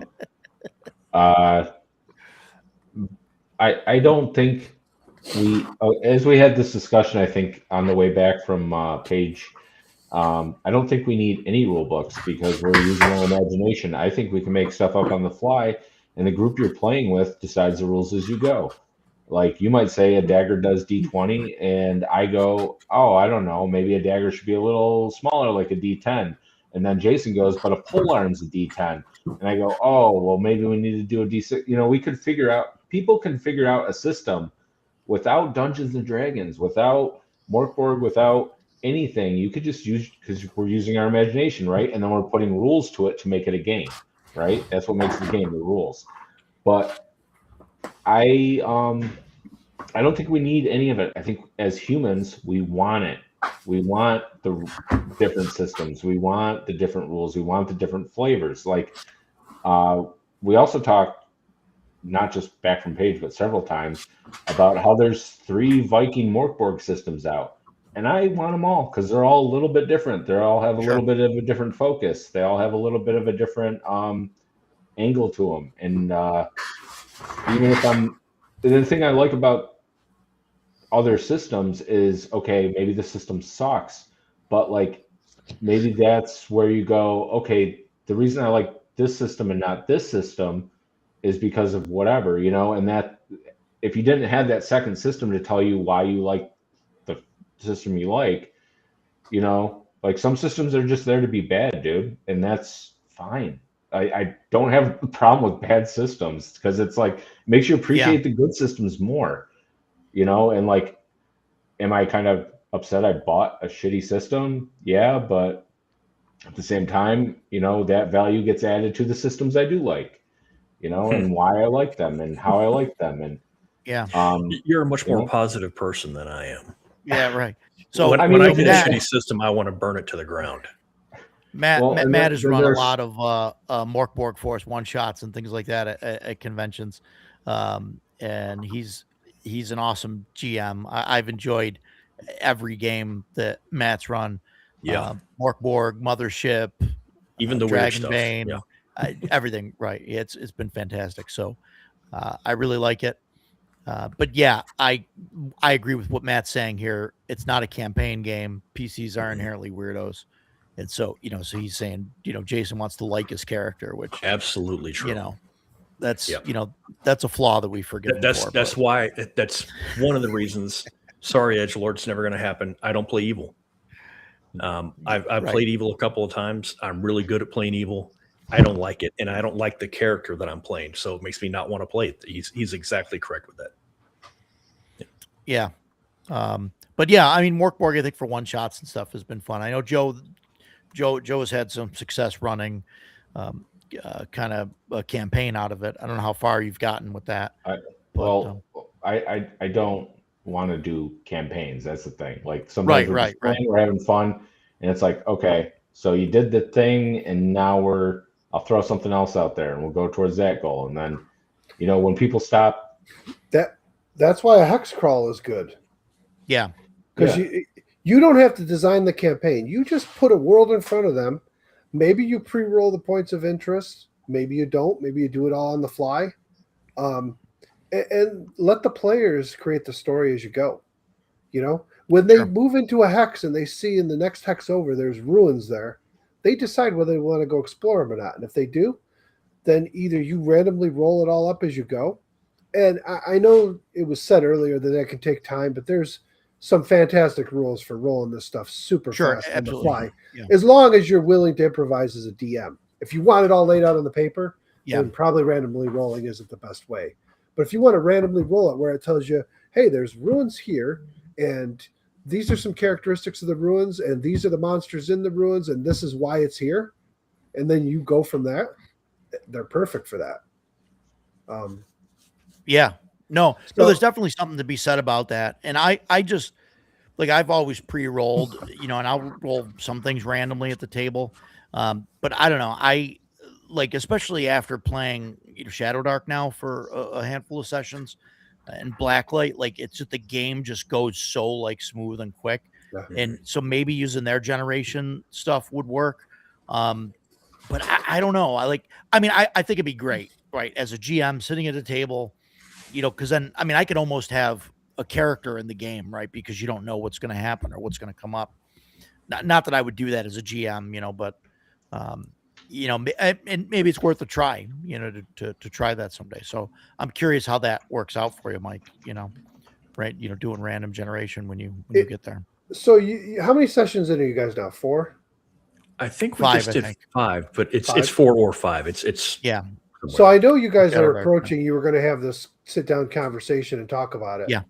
I know you haven't done that yet, but without getting into a full-blown conversation about it, what are your thoughts so far? Because I can tell you just from the few sessions I've had, but all the reading I've been doing, I'm really liking it more and more the more I read on it. I like it. I think there's only going to be some minor adjustments that we're going to throw out there. There's simple things like initially I looked at the thief and I didn't like it. I'm like, there's no rules for how he does stuff, but there actually is. Yeah. There actually is rules for it. Yes, there are. It just like Ducato and I had the conversation about it. I don't allow non-skilled players to try and do skilled class-based things. Mm-hmm. So if a thief can pick locks with his tools, the wizard can't. Ducato said, well, I'd give him a real high DC and a chance to do it. I don't even do that. I just say if you're not skilled, you can't do it. But either way works. You give them an 18 DC on it. Yeah, it's pretty hard to do. But Matt, we got to get you on and talk about this when we do the alignment show, because that's going to be because stuff like that I think is going to come up in there. So that'll be interesting. Sorry, Mike, I just wanted to hit that. No, that's all right. But I think that Shadow Dark is going really well. I think the only thing that I'm gonna have trouble with is I got to figure out the math for the higher level stuff, because I'm using like at higher levels, I'm making it so, well, even at lower levels, whenever, but characters can take gold and build, a keep and, all that stuff. And so I was using some of the old Judges Guild things for that. And it's just the gold pricing for that. I'm going to have to, right. And I think 1/10 is generally they've been talking about it a little bit on Discord, and I think Yeah. 1/10 was about what they're saying is about appropriate.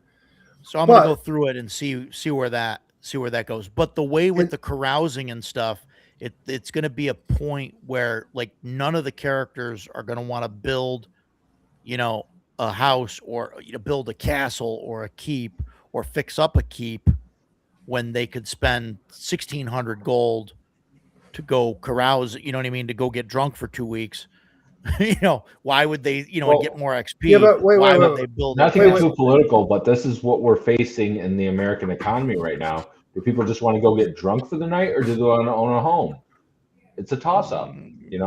I want to get drunk. Even I already own a home, so You I own a wanna house, just get Joe. drunk. You can get drunk Yeah. whenever you want. Yeah. No, just saying. These young people. Do you want to get drunk tonight, or do you want to own a home?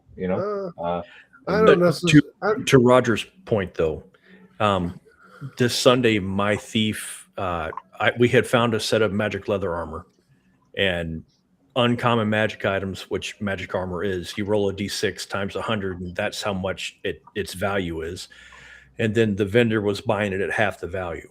So I sold my leather armor, my magic leather armor, and bought a suit of mithril chainmail. And that was 240 gold. 240 gold is a whole lot of carousing. Mhm. And it was really a tough call for me, but I was like, to hell with it. I want to get this armor because, and one of the things I like about Shadow Dark is there's not a book this thick of magic items or things to go spend your money on. So it was like, I've got this mithril chainmail, and unless by some miracle we find a magic suit of mithril chainmail, this is the best armor I'm ever going to have. And so that purchase, I don't ever have to worry about it again. So now the next time we come across, a 50 gold piece gem, I'm not going to be worried about, oh man, I can save up and get better armor. Where something like Castles and Crusades, the top tier armor is 1,000 gold.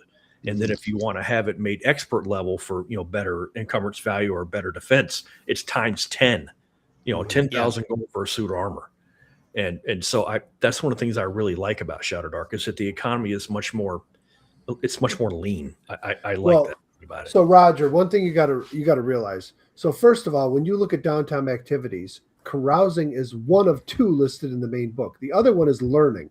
Learning, yes. Right? And I almost But did then that last week. But then if you go into Western Reaches, there's more forms of downtime coming. Mhm.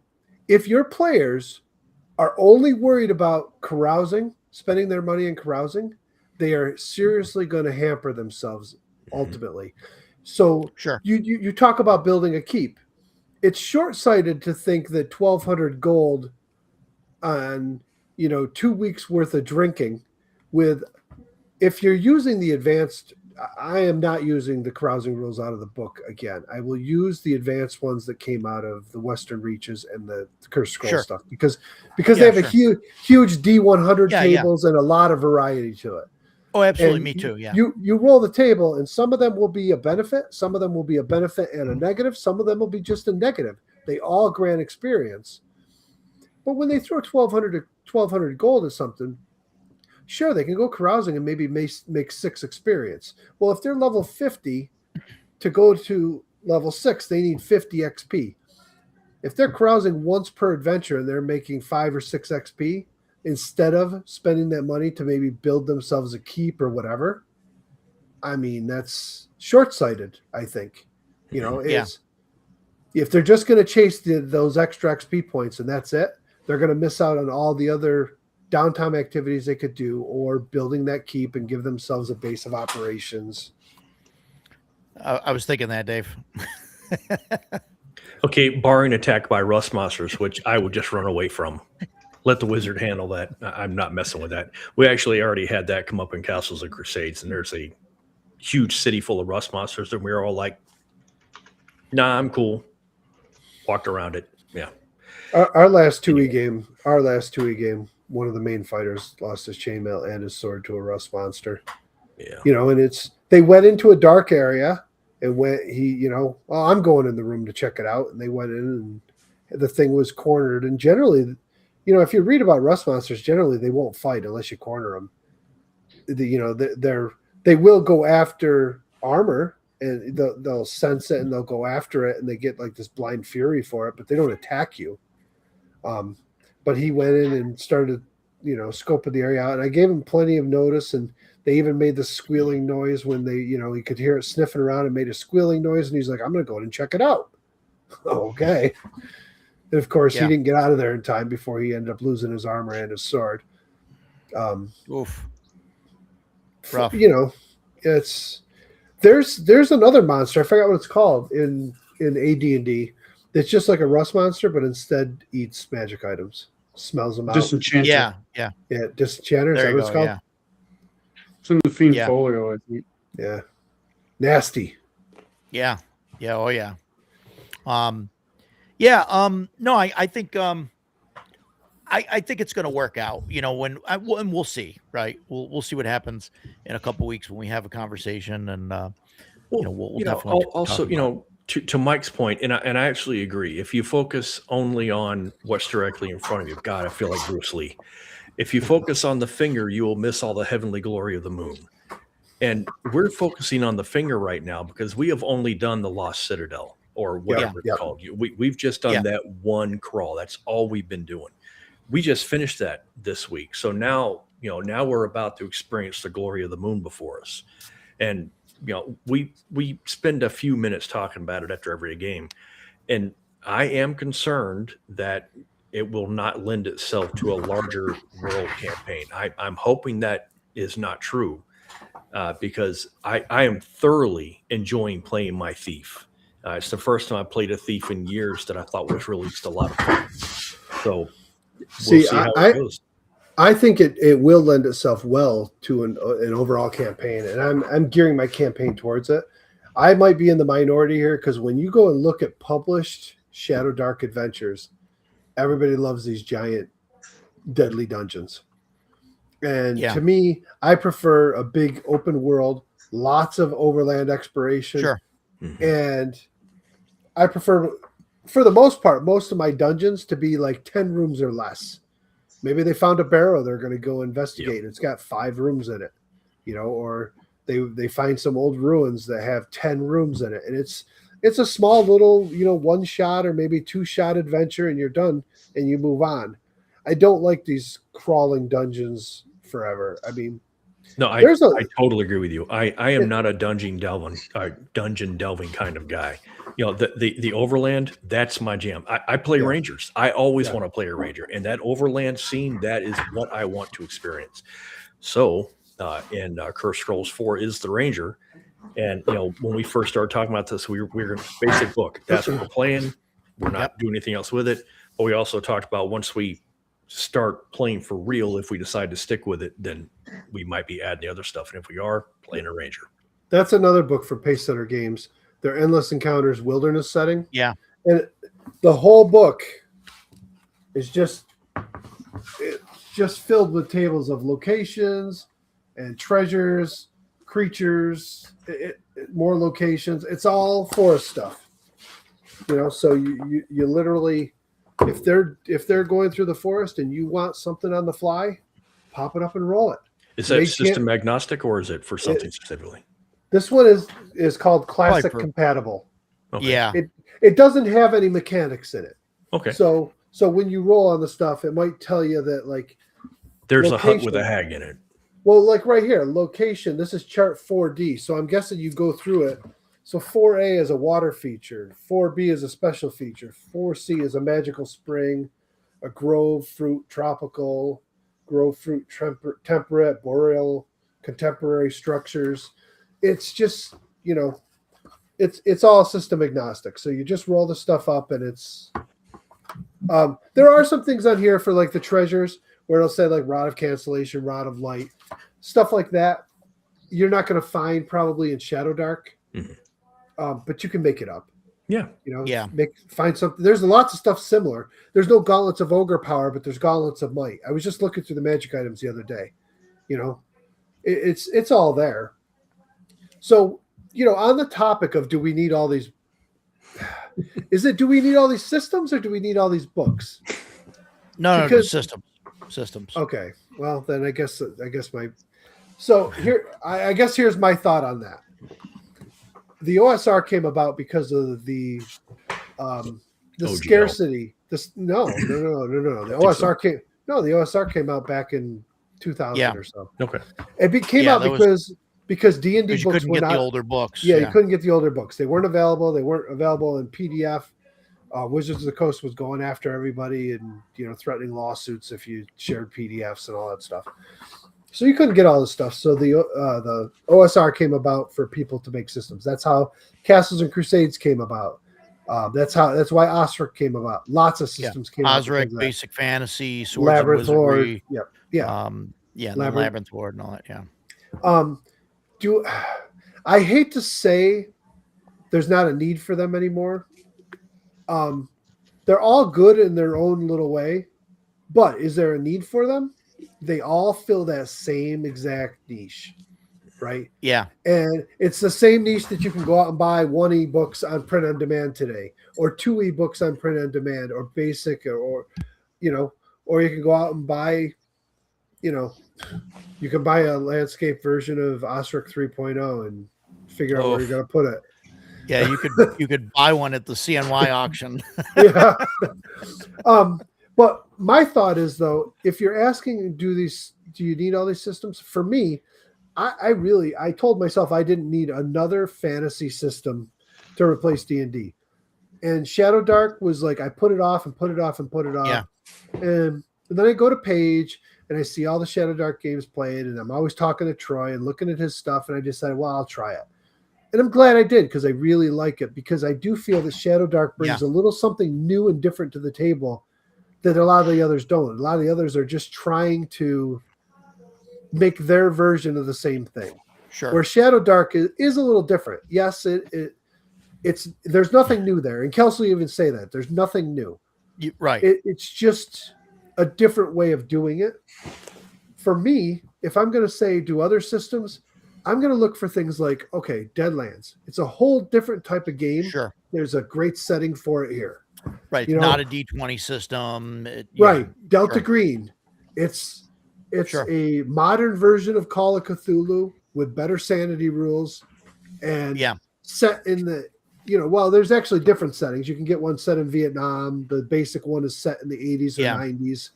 You can upgrade it to modern day. Those types of things. I know, like, we know Jason's thought on Fantasy Flight game Star Wars, but any Star Wars game, no matter what system, it's not D&D. It's something different. Mm-hmm. I look at Free League. I love their stuff because everything that they put out is different. Yeah. So even the One Ring, it's not D&D. Even it's very different. The Walking even Dead, their systems, like most of their systems are the same system, but Right. they're all different and tailored to that specific world, which is fantastic. So then you get into things like The Walking Dead or Twilight, or then you get into like some of the 2D20 games like Star Trek. I think those games all have a place at the table because they're all different. So if you want to but if I want to play fantasy, I'm going to pick between AD&D or Shadow Dark or OSC. I'm not going to keep buying systems. I mean, I've got Hyperborea sitting here. I have Arcanum. I've got Dragon Slayer. I've got some 3rd edition books. I bought the core 4th edition books, never played any of it, barely even looked at them. If you ask me now, I don't think I know it's an unpopular opinion because everybody has what they like, but I don't think there's a need for more and more and more of the same thing coming out. Yeah, like Dave said, they're vanity projects. So I could sit here and say, I want to take those rules and rewrite it. I want to change the wording on it and change a couple rules and call it my system. And that's what a lot of things are these days. Well, do you guys think that some of it is because it's so easy to do it? Like what people will do is they'll take a system like, say, Shadow Dark or whatever and say, okay, I like this about it. I don't like this. And then they start writing their own house rules for it and everything else. And before you know it, they end up having a PDF that's basically their own game, right, for their home game. And then, at that point, if you already got it written up, it's super simple to just upload it to Drive-Thru and just start selling it. Yeah, I don't know. It's tough. The idea of buying the same game with somebody else's house rules, because I don't know about you, but Right. there But, there is but not there's a an million of adventure, them out there that are doing well, you know? there is not an adventure module sitting on my shelf that's ever been run as written. Never. Because I don't care who wrote it and how good you may think their writing was. There's something in it I don't like, and I'm going to change it. You know, I'm going to tailor it to my world, and I'm going to change it. So the same could be said for systems. That's why when I play second edition, I go with the core rules, and then I decide what I want to add to it. You know, if I want to Dan add to it. and Froghead came out with their own white box clone Necromancer game. I did see that. I didn't grab that. When I asked what made it different from the other clones on the Discord, people got big time mad and like I attacked them. Yeah, I don't know. I don't know enough about it. But Listen, it's understandable. People get defensive about the system that they enjoy and run. yeah, And I'm not saying any of them are wrong. I mean, listen, man, I ran Castles and Crusades for years. I don't run it anymore. I know lots of people still play it, and that's fine. I think, though, you know, Castles and Crusades really began the OSR. I think they tout the fact that they've never had a second edition. That's very debatable with the amount of changes Wow. they've made over the years and with Yeah. this reforged 11 stuff. printings of the same edition. I think Okay. Castles and Crusades really could have benefited from a new edition with some Yeah. serious changes to it over the That's- years. That's like a question that I wanted to ask you guys too about that. And since you're kind of bringing that up, I want to talk about that. There's systems like Castles and Crusades, Dungeon Crawl Classics, where they've set, and others have done it right, but they're not as they're not as prolific. Like they don't have a new version of the book, a new printing of the book every year. Like you could say that like White Box hasn't changed or whatever, but that, you know, there's no like new additions, there's no edits, there's no reprints. Right. So Goodman Games and Troll Lord, you know, has basically said, hey, we're gonna reprint this, we're gonna fix this, we're gonna just keep, you know, we're gonna keep the same thing, and everything's gonna be 100% compatible all the time. I mean, there's something to be said about that. You know, I mean, a lot of people get upset, and you have these edition wars whenever a new version of, you know, D&D comes out, right? You always have the people that are like, no, I'm sticking with this, and you've got the people that say, no, I'm switching to the new, and, you know, they're always, you know, at each other's throats. And I mean, Pathfinder, you know, I mean, you still see it with Pathfinder players now, where there's, you know, there's the diehard Pathfinder 1E guys, and there's the diehard Pathfinder 2 guys, you know, and so back and forth. But I mean, do you guys think it's worth it to keep the same system, or should a system come out with different versions, different editions? I think they gotta, you know, I think they have to make some sort of effort to make sure, like if you bought 20 books for the first time it came out, and then they come out like they did with 4th edition with a totally uncompatible system, that's going to cause some issues. But I mean, yeah, I mean, you should, you know, like look at Hyperborea, right? Like there hasn't been huge changes to Hyperborea, but there have been changes, and there's 3 editions of Hyperborea, but they're all very well done, and they're like, it's the next, you know, like, oh, and then like the last one wasn't even a new edition, like what they just did. That was just him putting in basically the 1 page of errata that he had discovered over time, and a new printing. That's a new printing, right? Like when you start changing fundamental rules and stuff, that's you're leaning more into new edition era. And I think that's okay. I mean, and I think, I mean, I play Castles and Crusades, and yeah, they could definitely do with a lot of things. But I'll tell you what ultimately drove me away from Castles and Crusades was the constant reprinting of stuff. But when they do it, they take things and they constantly move things from this book to this book, and they keep switching them around to get you to buy them. You know, and it's like, oh, we're going to take these classes. You bought the Adventures backpack, and this is where it is. But now we're going to make a new version of it, and we're going to move that over to the new Castles Keeper's Guide. So we're going to run a new printing of the Castle Keeper Guide. You know, so they've just announced they're doing another print run of the Player's Handbook. But guess what we're going to do? We're going to put new art on it again. We just did new art, but we're going to do it again to get you to throw your money at the same exact book with the same errors in it the same printing mistakes with Yeah. a new piece of art on it. And it just got old to me. I'm like, to me, that's pure grift. I'm sorry. I like the guys, but that is just like, how much money can we suck out of our loyal fan base?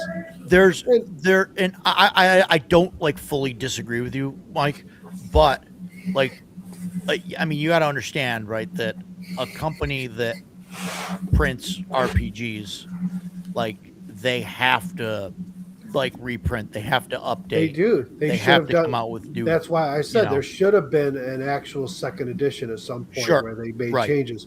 The thing I also don't like is when they'll change rules, they'll be like, okay, first aid cantrip.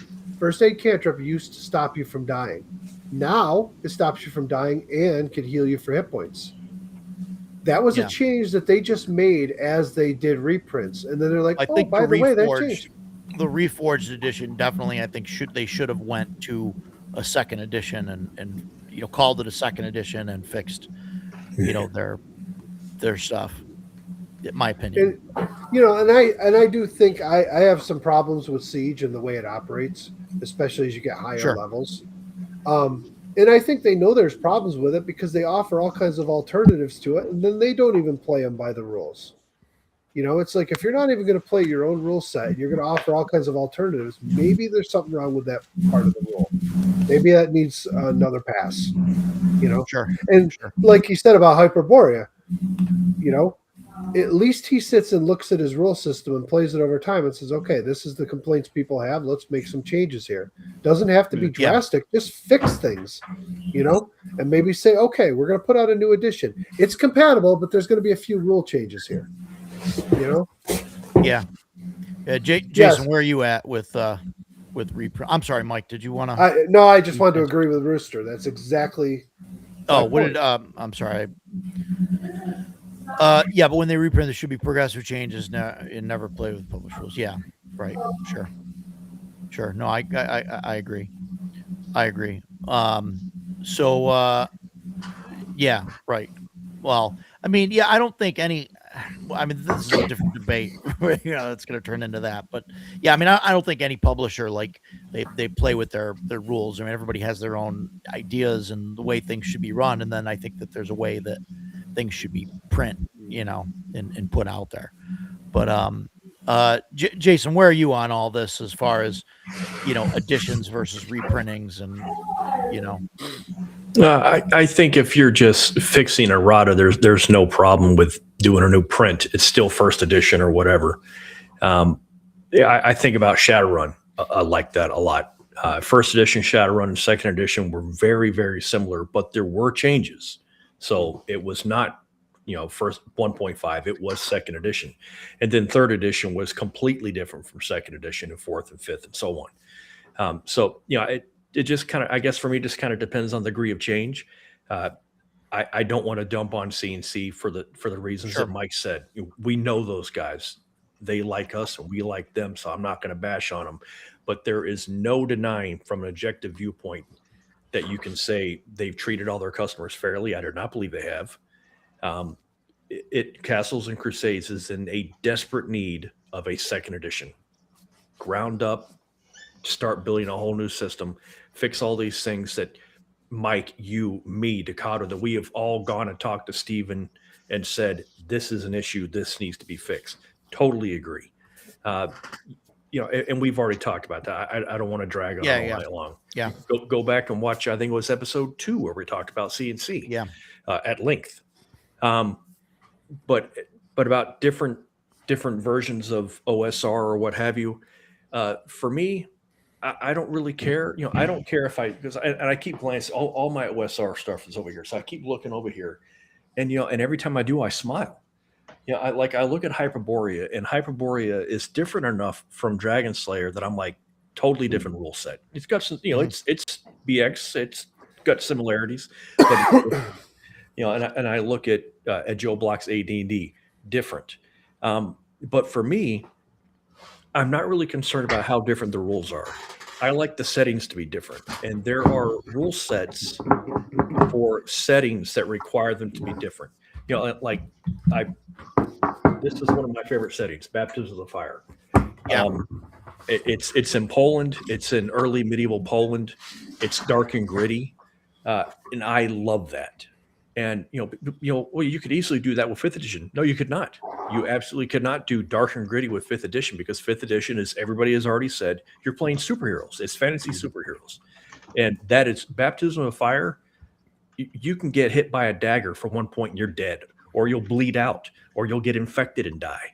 And and then like I can't reach Pendragon from where I'm sitting, but like I see my box of Pendragon. Pendragon is specifically written for that setting.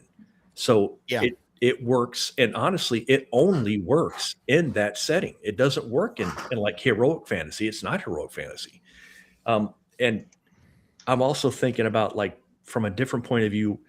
When I found the Pendragon box originally, my wife and I were out for the weekend, and I'm laying on the floor of the bed and breakfast we were at, and I'm flipping through Pendragon.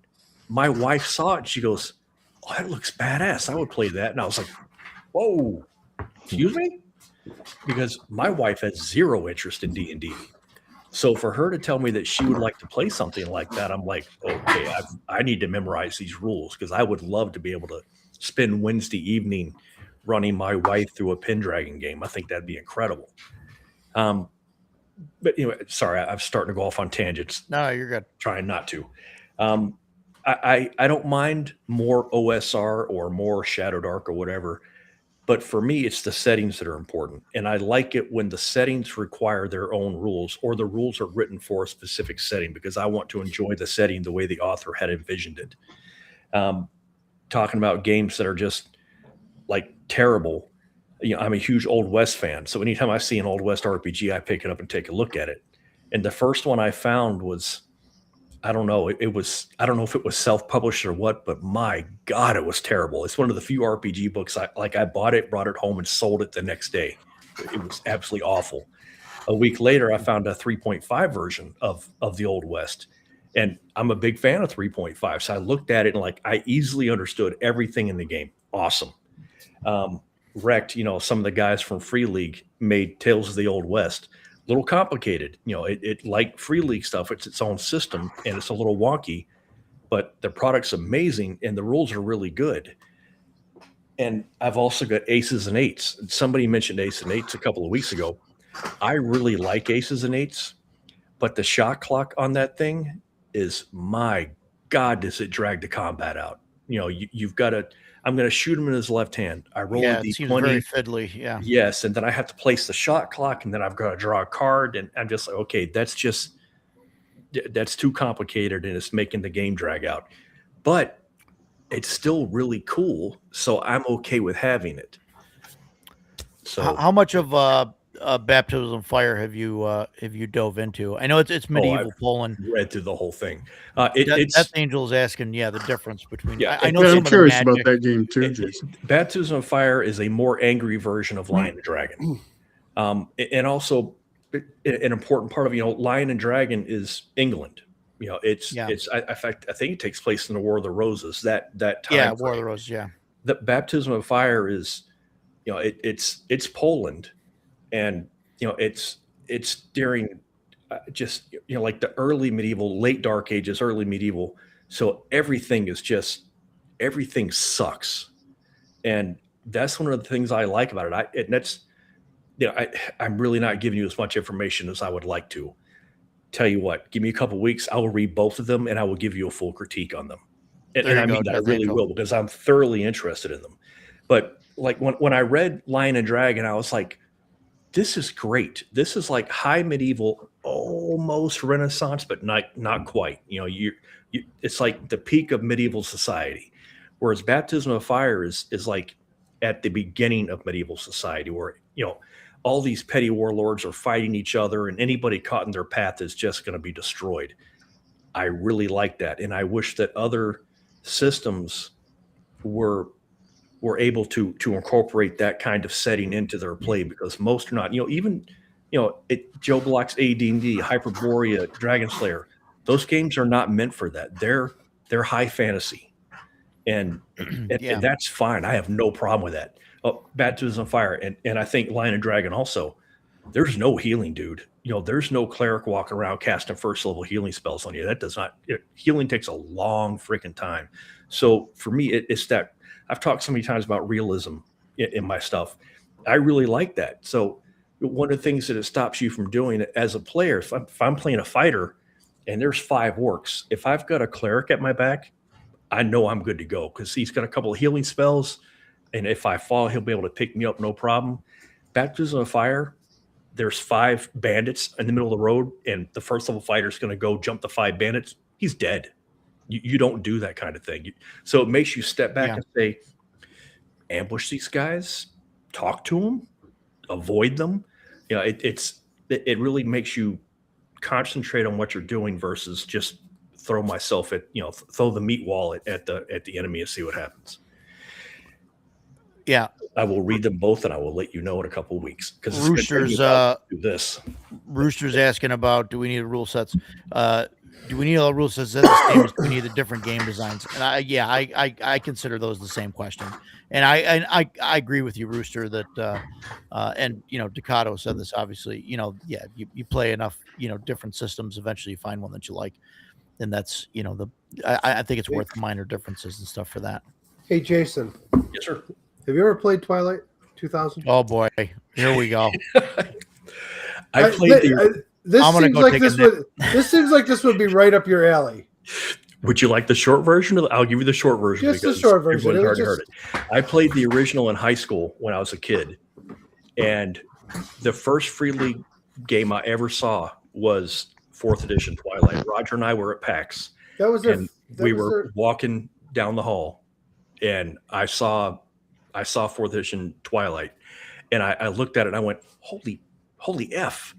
And I was like, this is Twilight 2000. And there was a Free League rep there. And he was like, yeah. And I was like, is this like a reprint of the old stuff? He said, oh no, it's the same game, modern rules, blah, blah, blah, blah, blah. Yes, dude, I have played Twilight 2K many times and I absolutely love it. Have you played this 4th edition version? I sure have. And you like it? Oh yeah. I really, that's a game I really want to get to the table because I think it could be a lot. The ammo rules are flawless to me. I love the ammo rules. I love the military tactics that it talks about in the game. In fact, you can't see it, but it's over on the far corner over here, starting over on the left. That's the base game, all 3 book expansions. I've backed the pre-order that's coming out whenever the hell it gets printed. Yeah, I keep thinking about buying all the other stuff, even though I haven't got it to the table yet.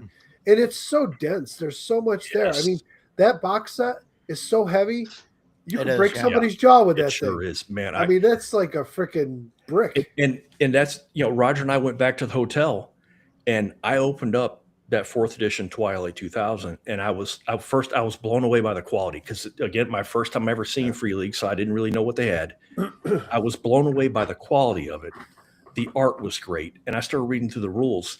And one of the things that I like about Twilight 2000 is you can do squad warfare. You can do platoon, whatever, but that's not really what it is. You can have 2 surviving military guys mixed in with a group of 5 civilians, a doctor, a civilian doctor, a reporter that was here to see everything and then got trapped. It's so good, man. Yeah. So I haven't even read through it enough. Is there like a really deep scavenging system to it or any of that kind of stuff? Yeah. I love that kind of stuff. One of the times I was playing it, I was the only military guy that was in the group, which I like, by the way. And so, we took out an enemy, we defeated an ambush and the bad guys were using AKs. And so at the end of the fight, we're all scavenging ammo and one of the guys took an AK. So we gave him all of that 7.62 because we're all using American made rifles, 5.56. Mm-hmm. And so after the guy took the AK, I broke open the rest of them and I threw the bolts in the river. And one of the guys was like, why are you doing that? And I was like, well, without the bolt, this rifle will never get used again. And we can just drop it and never have to worry about it. And he was like, wow, that's really cool. And I was like, oh, good. That landed the way I was hoping it would. But, it's things like that. But the scavenging, you absolutely need to scavenge because, the Russians have dropped nukes. That's the whole point of this. Right. Drop nukes that the big counterattack by the Americans totally failed. and the last thing that comes over the radio is you're on your own. Right. And the game means that you are on your own, dude. Yeah. So every single thing you see, think of, can I use that for something? Because you're going to want it later on. I've been dying for a post-apocalyptic setting, and I really like Twilight. I would prefer a system that had that wasn't military based. It was more of just survivors in a post-apocalyptic setting. I think that would be. That's totally what it is. Like I said, it's a military-based game. Play Mutant Year Zero. Yeah. I've looked at it. It's a military-based game, but like I said, you don't even have to have any military guys. You can be a squad. You can be a bunch of refugees trying to go from A to B, or just you're trying to get the hell away from everybody because everybody wants to kill you. Yep. Yeah, it's very, very good. Yeah, Matt says, thank God I own TL 2000 already because Jason would have sold me on it. So. And Full Metal Dragon. Guys, honestly, I'm delighted to hear that. I want people to go and get the base game. It's $50. Yep. Get the base game. Check it out. I promise, man, you're going to love it. Yeah. What have you ever played DayZ on PC? I'm aware of it. I've never played it. That's Dave's asking. Yeah. But I've got a thriving Steam account. Nothing saying I can't check it out. So really? Matt, I have the Walking Dead set, and I really want to get that one to the table. So the only thing that turned me off on it was I'm not big on the whole like zombies thing. Like, so it's interesting to see that you can run it without it. Yeah, listen, did you ever watch The Walking Dead? Yeah, the zombies aren't the main enemy in the show. Never have been. I watched it. It's always the people. I watched it to the point where the guy got his hand cut off he cut his hand off on the roof in the handcuff. So that was as far as I got. Not even finished 2 episodes. Yeah, you didn't even finish the first season.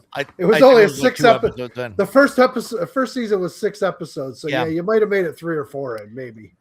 Yeah, maybe. I don't even think I made it that far. Like I said, the last thing I remember seeing was the guy's hand hanging in the handcuff when they go up to the roof.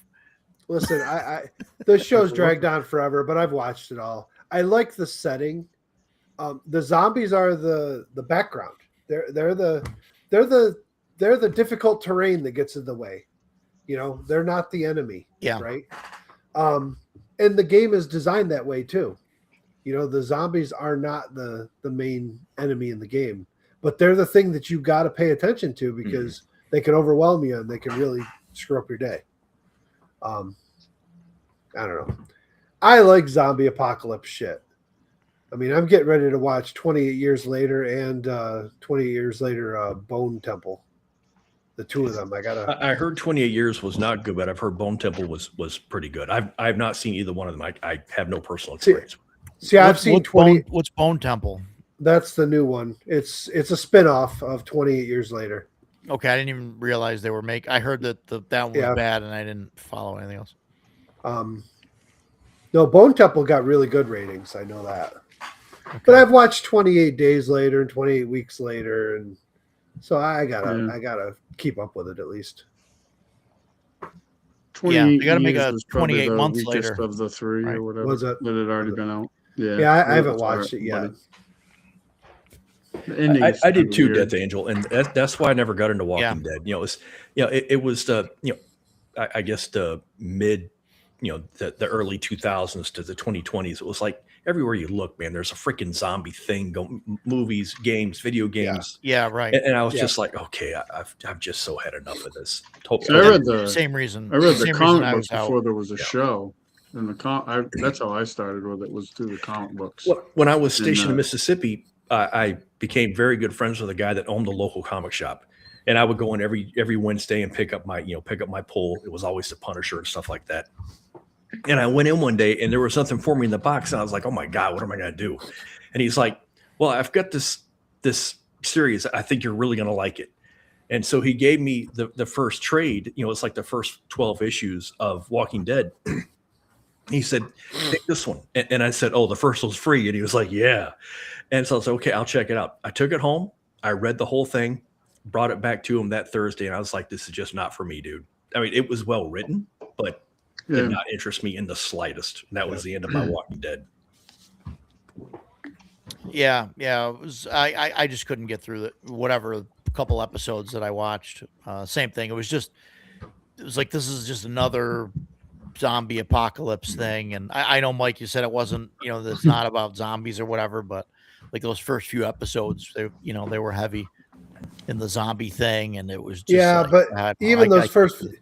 even those first few episodes was also heavy in the whole Sure, it was all about the people. I mean, sure. I don't know, whatever. I'm not going to try and sell you on it. It's Yeah, listen, it's a show that obviously went way too long. Yeah, they should have. yeah. They dragged it There's out. a lot of there's a lot of stuff in the show that they shouldn't have done. That they, I never finished the series. I have the complete comic book run, and I like it.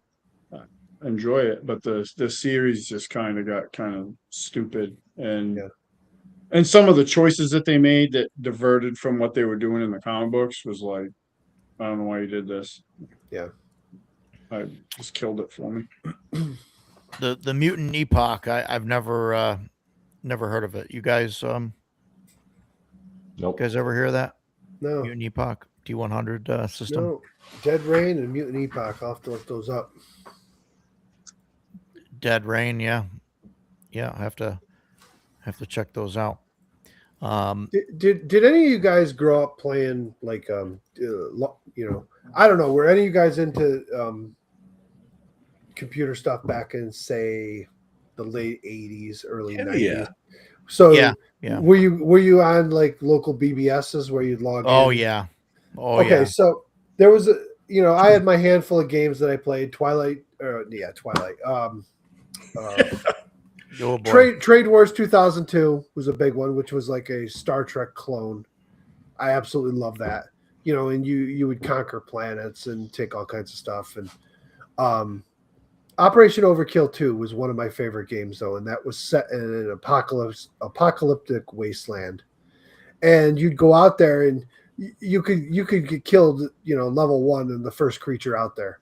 It was tough, and there was radiation out there, and you were always watching your radiation levels and your food levels, and you could get diseases, and and then you'd be going along, and all of a sudden this guy shows up and he's firing at you from ranged and comes and attacks you, and and you had to kill these people to get their weapons to progress, but then as you progressed, you'd find out later in the game, they had these things called the Hydrates, which were aliens. You didn't know they were aliens at the time. But these Hydrates that would attack you, and if they killed you, they captured you, and they would throw you in their prison. And it was like 3 days in prison.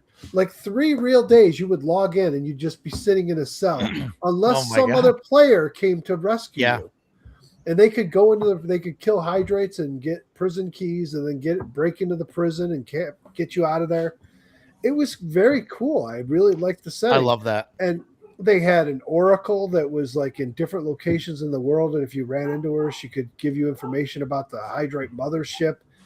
And me and a buddy of mine used to play it all the time, and every time a game would start somewhere, we'd work our way up towards it, and you get to the Hydrate mothership, and you kill the Hydrate queen, and the game ended. It would tell everybody that you defeated it all and conquered the wasteland.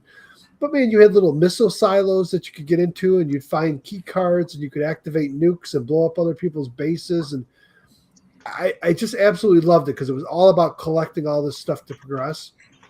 And that's, I've yet to find an RPG game that was that type of setting where it really, it was deadly to move around out in that wasteland, but you had to if you wanted to do anything. I love that it was real time. Yeah. Yeah. I loved all those games back in the day, the old with the text graphics, whatever. Those were awesome. It was really, really good stuff. Well, what Mike just described is actually closer to the pitch of Walking Dead than what actually got published, because they wanted to have the zombie apocalypse thing, but then they get to the end, it's all caused by aliens. So I mean, pretty close. I wonder if I forget who the creator's name is, but I wonder if he also played the same game as you and was just like, what, let me write a comic about that. You talking about Robert Kirkman? No, there you go. Thank you. Yeah, I don't Could know. be. I don't know. Could be. Yeah, that's interesting. So they wanted it to be aliens? Is that The end was the zombies are being caused by aliens, but I mean I've read the entire comic. is And that what it is actually? no, I mean not to spoil anything, but no. You get to the end Okay. and it's like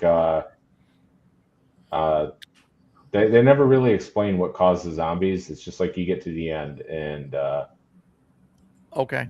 that's it. That's just life now. Like you know how they said COVID's the new normal? Well, zombies are the new normal. And Zombies are the new normal. Okay. so I guess I don't know. not to spoil the book for anyone. It's been out for a while though, so Yeah. like if you haven't read it, you haven't read it. Yeah. You know? No, I don't think I'll read it. I thought about going back and trying to watch it again, but I don't know if that The would show's happen. bad. The show's bad. I like Norman Reedus, but like Daryl in the comics, he's not there. He doesn't exist. Like it's all Andrea. They took the role from this badass chick and gave it to a badass dude. And it's just the show sucks, man. Compared to the comics. I mean, I know that's what people say. The book's better, but in this case, it actually there's nothing redeeming about the show. I hate the show.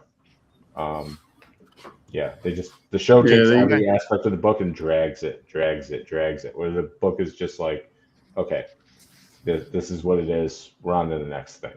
And there's a lot of pointless episodes like where they just, like Joe said, drag it out, and they did butcher some characters. Like Andrea is like awesome in the book. A and in the lot show, of she's characters. the biggest fucking idiot. Like her character sucks so bad in the show. Yep. I still think that you could take that Free League game and make it into something great. Ignore the show because you're not, Yeah. none of those characters your are own there. Yeah, do your own thing.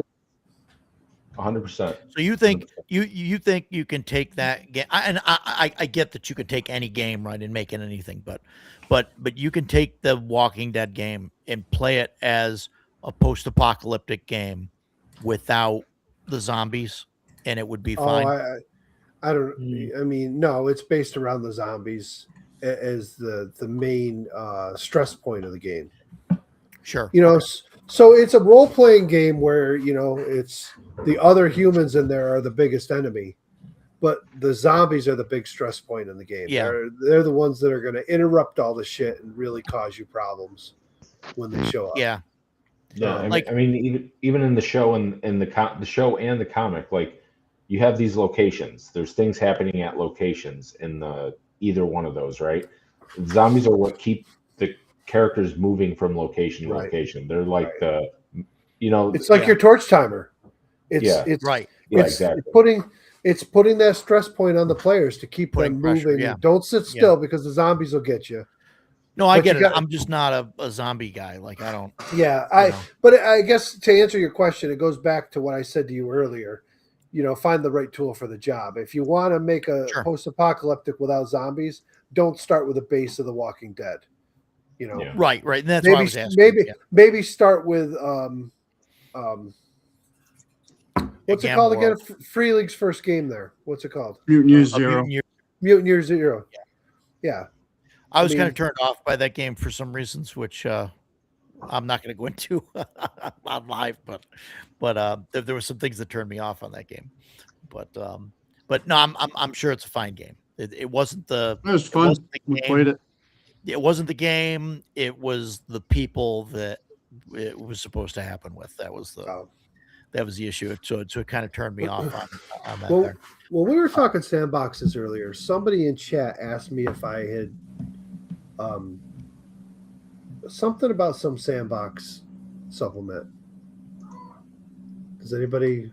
On the live chat. It was on the live chat earlier. I'll see if I can find it. Edgelord, I think you're right. I think I'm not a huge fan of the Zombicide games, but the Zombicide Black Plague game was awesome. I played that and it was Cool really minis. cool. And Immersive. and real cool minis.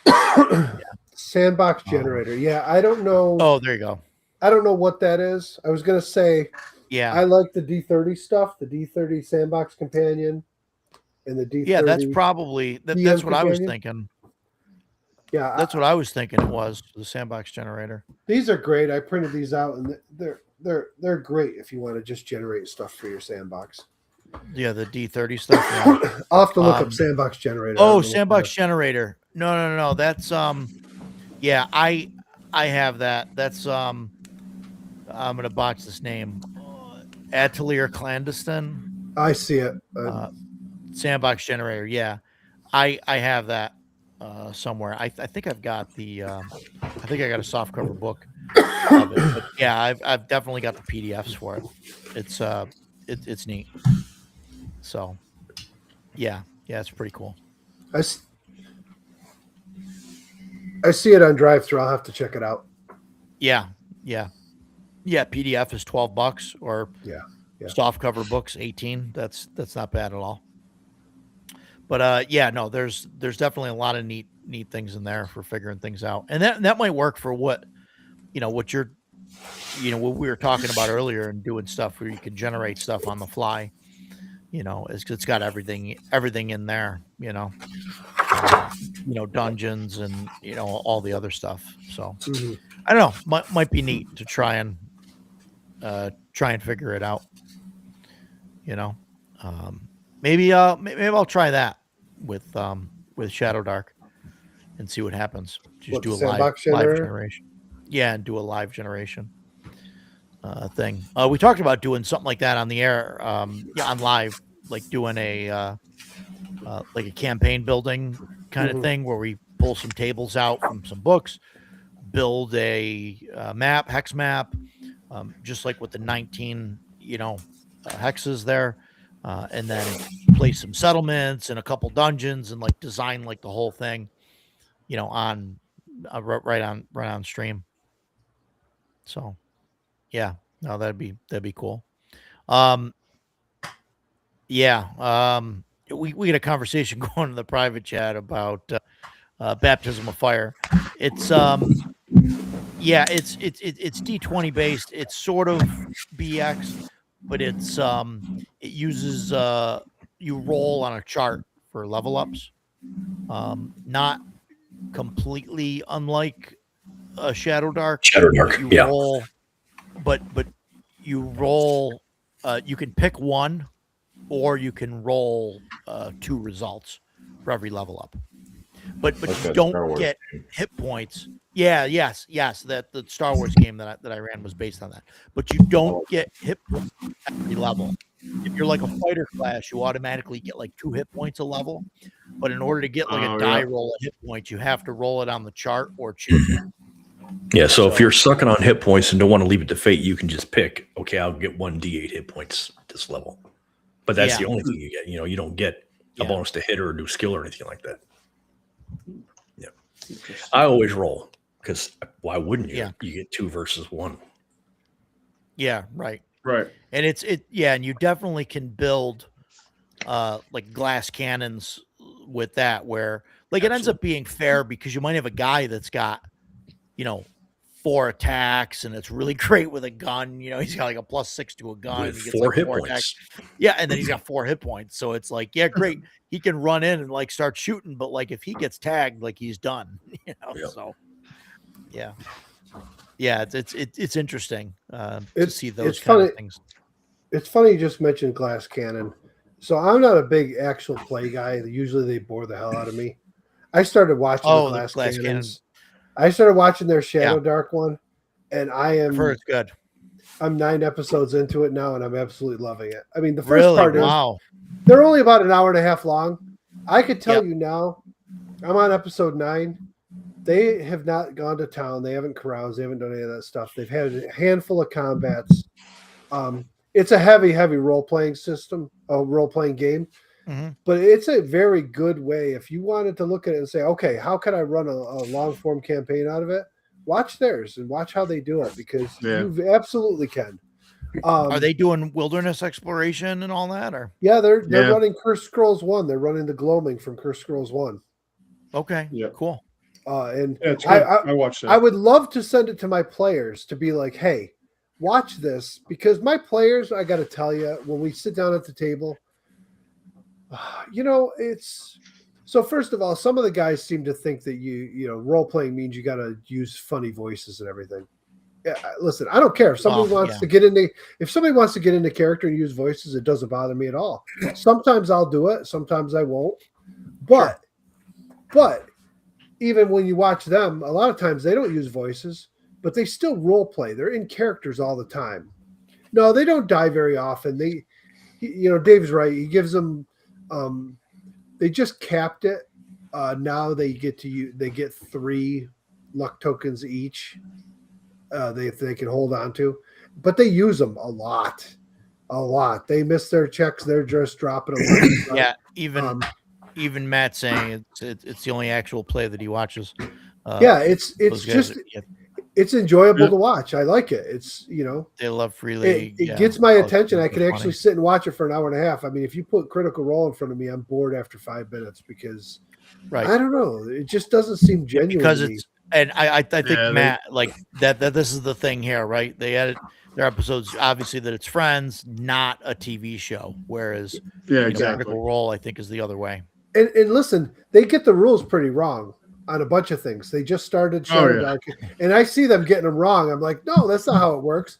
You're But- yelling at the screen. Well, like the one guy rolled his talent to get advantage on a spell cast, so he chose Magic Missile, and I'm thinking, you already get advantage on Magic Missile, and he doesn't realize that because he's just like my player at the table that didn't read the spell enough to understand that he got that.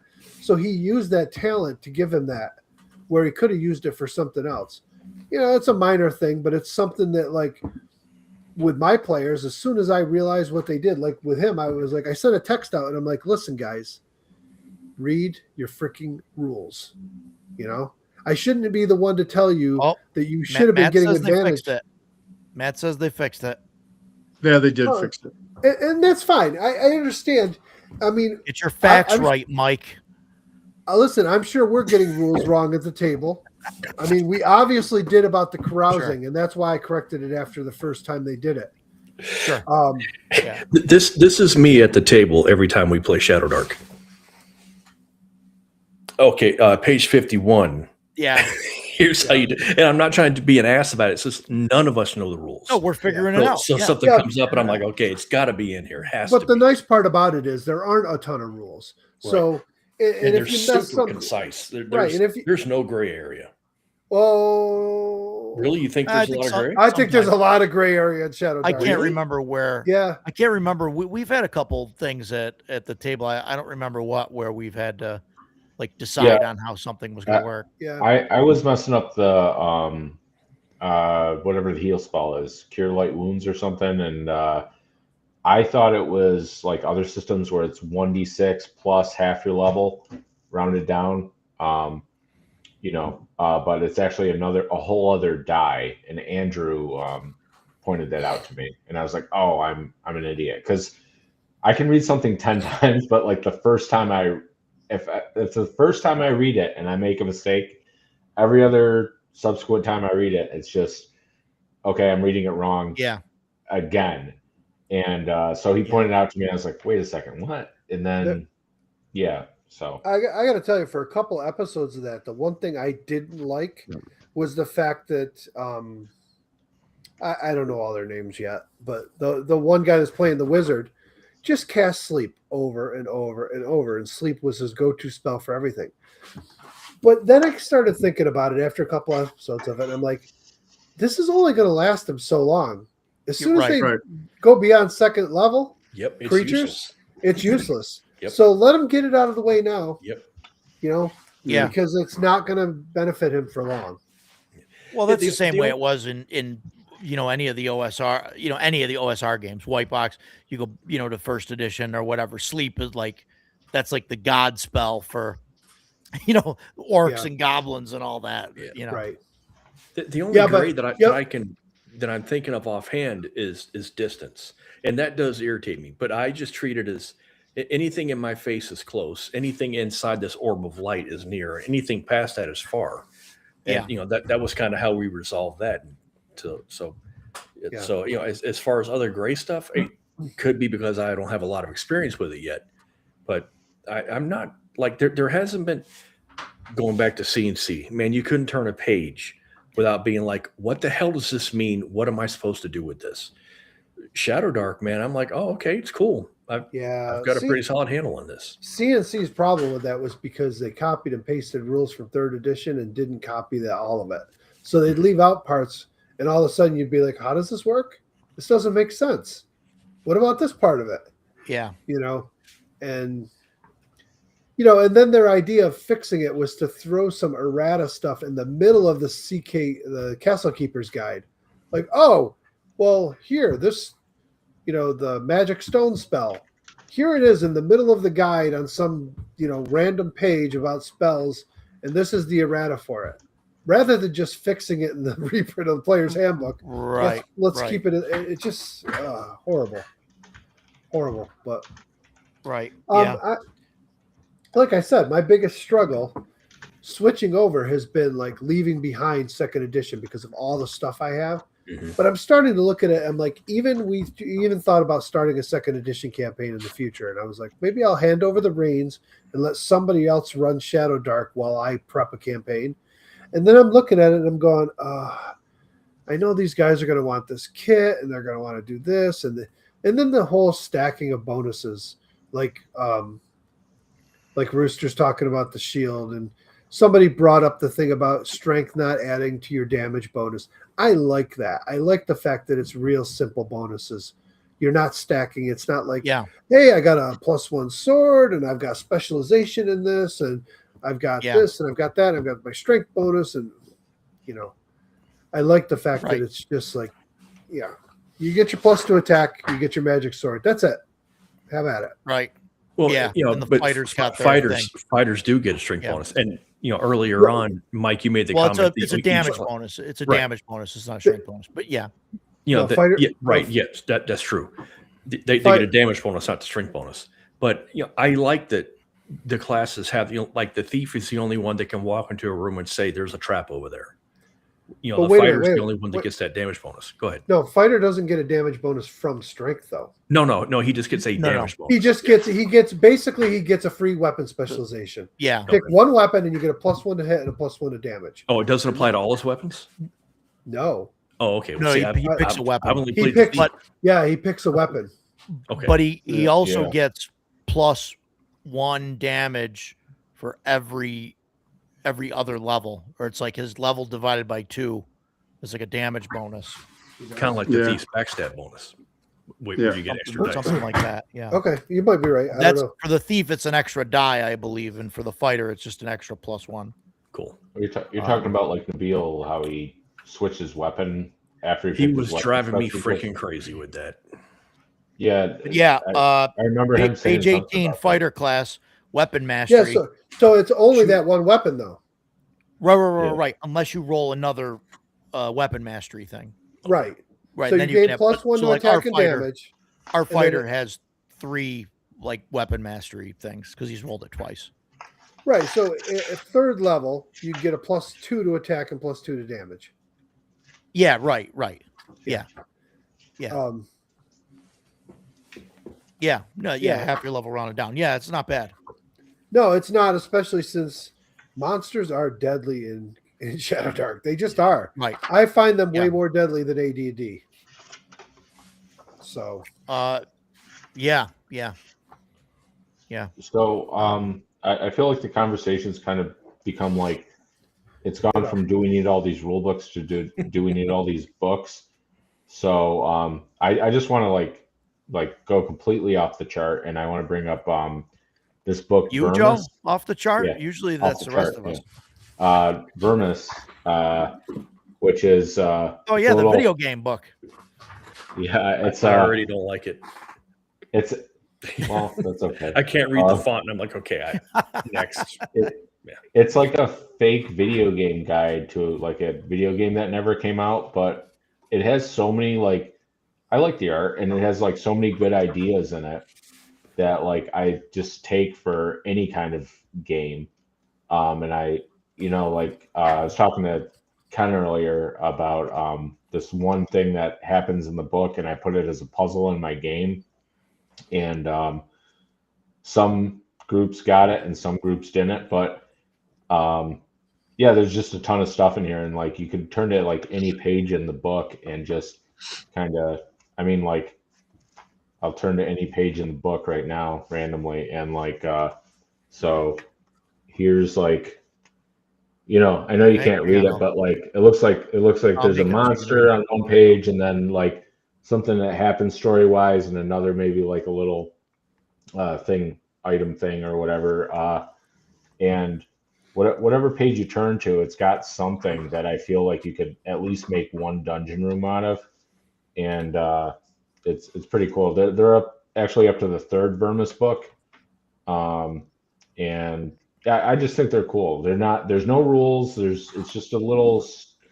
It's set up like if you ever got one of those like guidebooks for like a RPG, it's set up like that, but it's, I don't know. There's a little story in it, and it's kind of cool to like read through it, and like, you know, like here's the front cover, here's the back, and they're up to the third one now. Like the third one is on pre-order. I don't know if it came out yet or not, but it's just a little book that like I look at it like a book full of ideas, and also it's just sure. like little fun read through. So I haven't read the third one. Third one might be crap, but the first two are, I liked them. Yeah. You know. This Roger, can you yeah, throw Mike, that- I saw that. I'll Can put you- that in the thing. Yeah, put This that is up Tom there. Wilson's. Yeah, so Ducato, I was going to point that out. He's got a new Kickstarter that just started. I backed it today. There's the Yeah. Oh, link for it. Tom. I Yeah. put Yeah. that in the thing. Monastery of Misanthropy, by That's good stuff. Tom Wilson. He's the Shire Con, right? Organize a Shire um, Con. Yeah, good stuff. So this is cool. So this is adventure booklet, about 40 pages, digest size saddle stitch He's book. written a bunch. 11 new monsters specifically designed for this adventure. Nearly 40 encounter areas, each detailed in typical Shadow Dark fashion. Adventure should take players 1 to 3 sessions to complete. Yeah, so that's cool. Yeah, I mean, and Cool stuff. it's inexpensive. You know, when you to back it, you can get the PDF or the you get the print on demand coupon. Yep. You know, and Yeah, and usually I backed this at the $24 level, so that's the adventure print on demand. yeah, that's what I did. I have And a this few one, other ones actually, written. this one isn't the coupon. I think this one he sends you the print because he does them through Lulu. He Okay. wrote these. These are like Conan themed ones. Mm-hmm. Pretty Oh, cool. And then this is another Shadow Dark one. I haven't run any of these. Okay, cool. And then there's this one.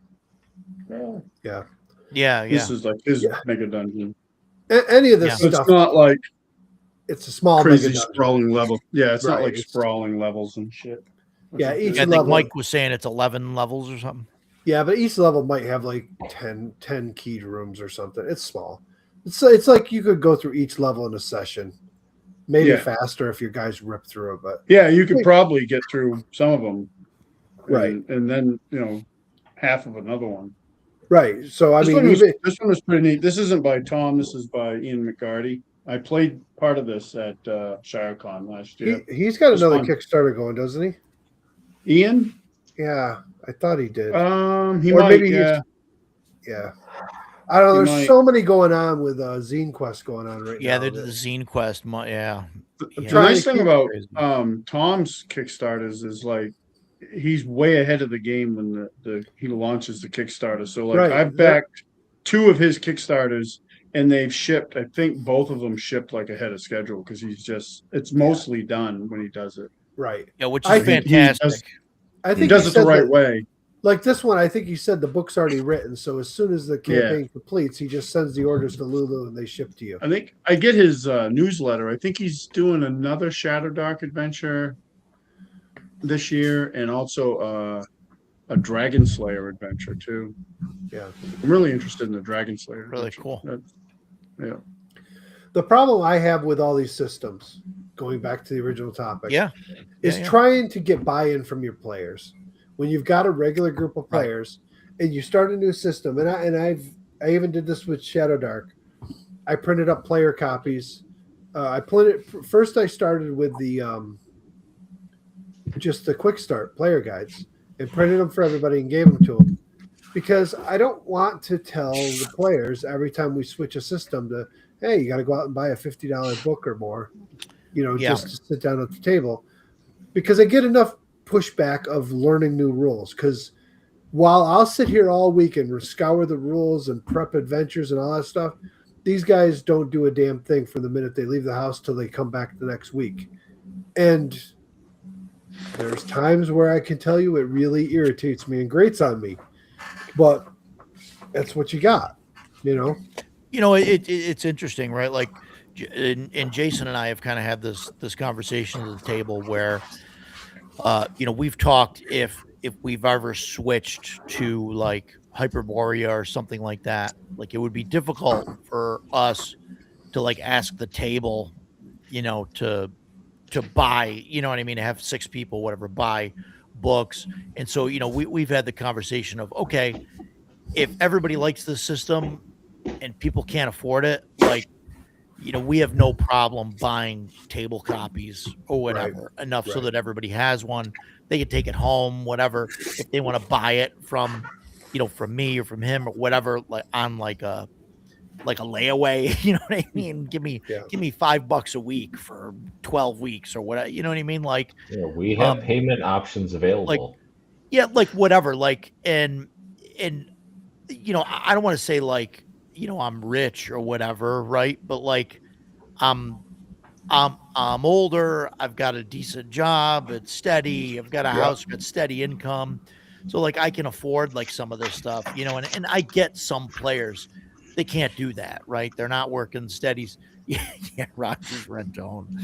They're not working steady jobs, or they're not making a lot of money, or they're trying to, pay off student loans, or they're trying to, save up to buy a house or whatever. And so like, yeah, every 6 months they don't want to spend 60, 80, $100 on, new RPG stuff. With Shadow Dark though, like Mike, you mentioned printing the quick starts. I mean, that's a fantastic start. For me, I print up all the pages, like the 2 pages with the equipment and the pages with the classes on it. And then basically I have those I can sit out on the table. And when we had, Andrew come over and he created his character, I was like, what are you going to make? Whatever. He's like, okay, wizard. I'm like, okay, here's the pages for this. Joe had the spell cards for him to look through, and he's got, and that's all you need. I mean, you don't need, like this huge rule book. I mean, even that, you don't need this whole thing. That's a huge rule book. It's huge. Well, I'm saying for like you don't need all these, all the pages and everything. I mean, it's a basic D20 system. Like, yeah, it's great to be able to look up the, the rules and stuff. But my thing, like even when we play Castles and Crusades, I bought their, six book bundle, or 5 book bundle or whatever it was, and I just handed them out. And my daughter started a group. She ran a group with high schoolers. I bought them all books, and handed them out. And the only part of that irritates me is I have guys at my table. They're all in the same boat as me. We're all 50 years old. I've got a guy that sits here that worked with me in the prison system.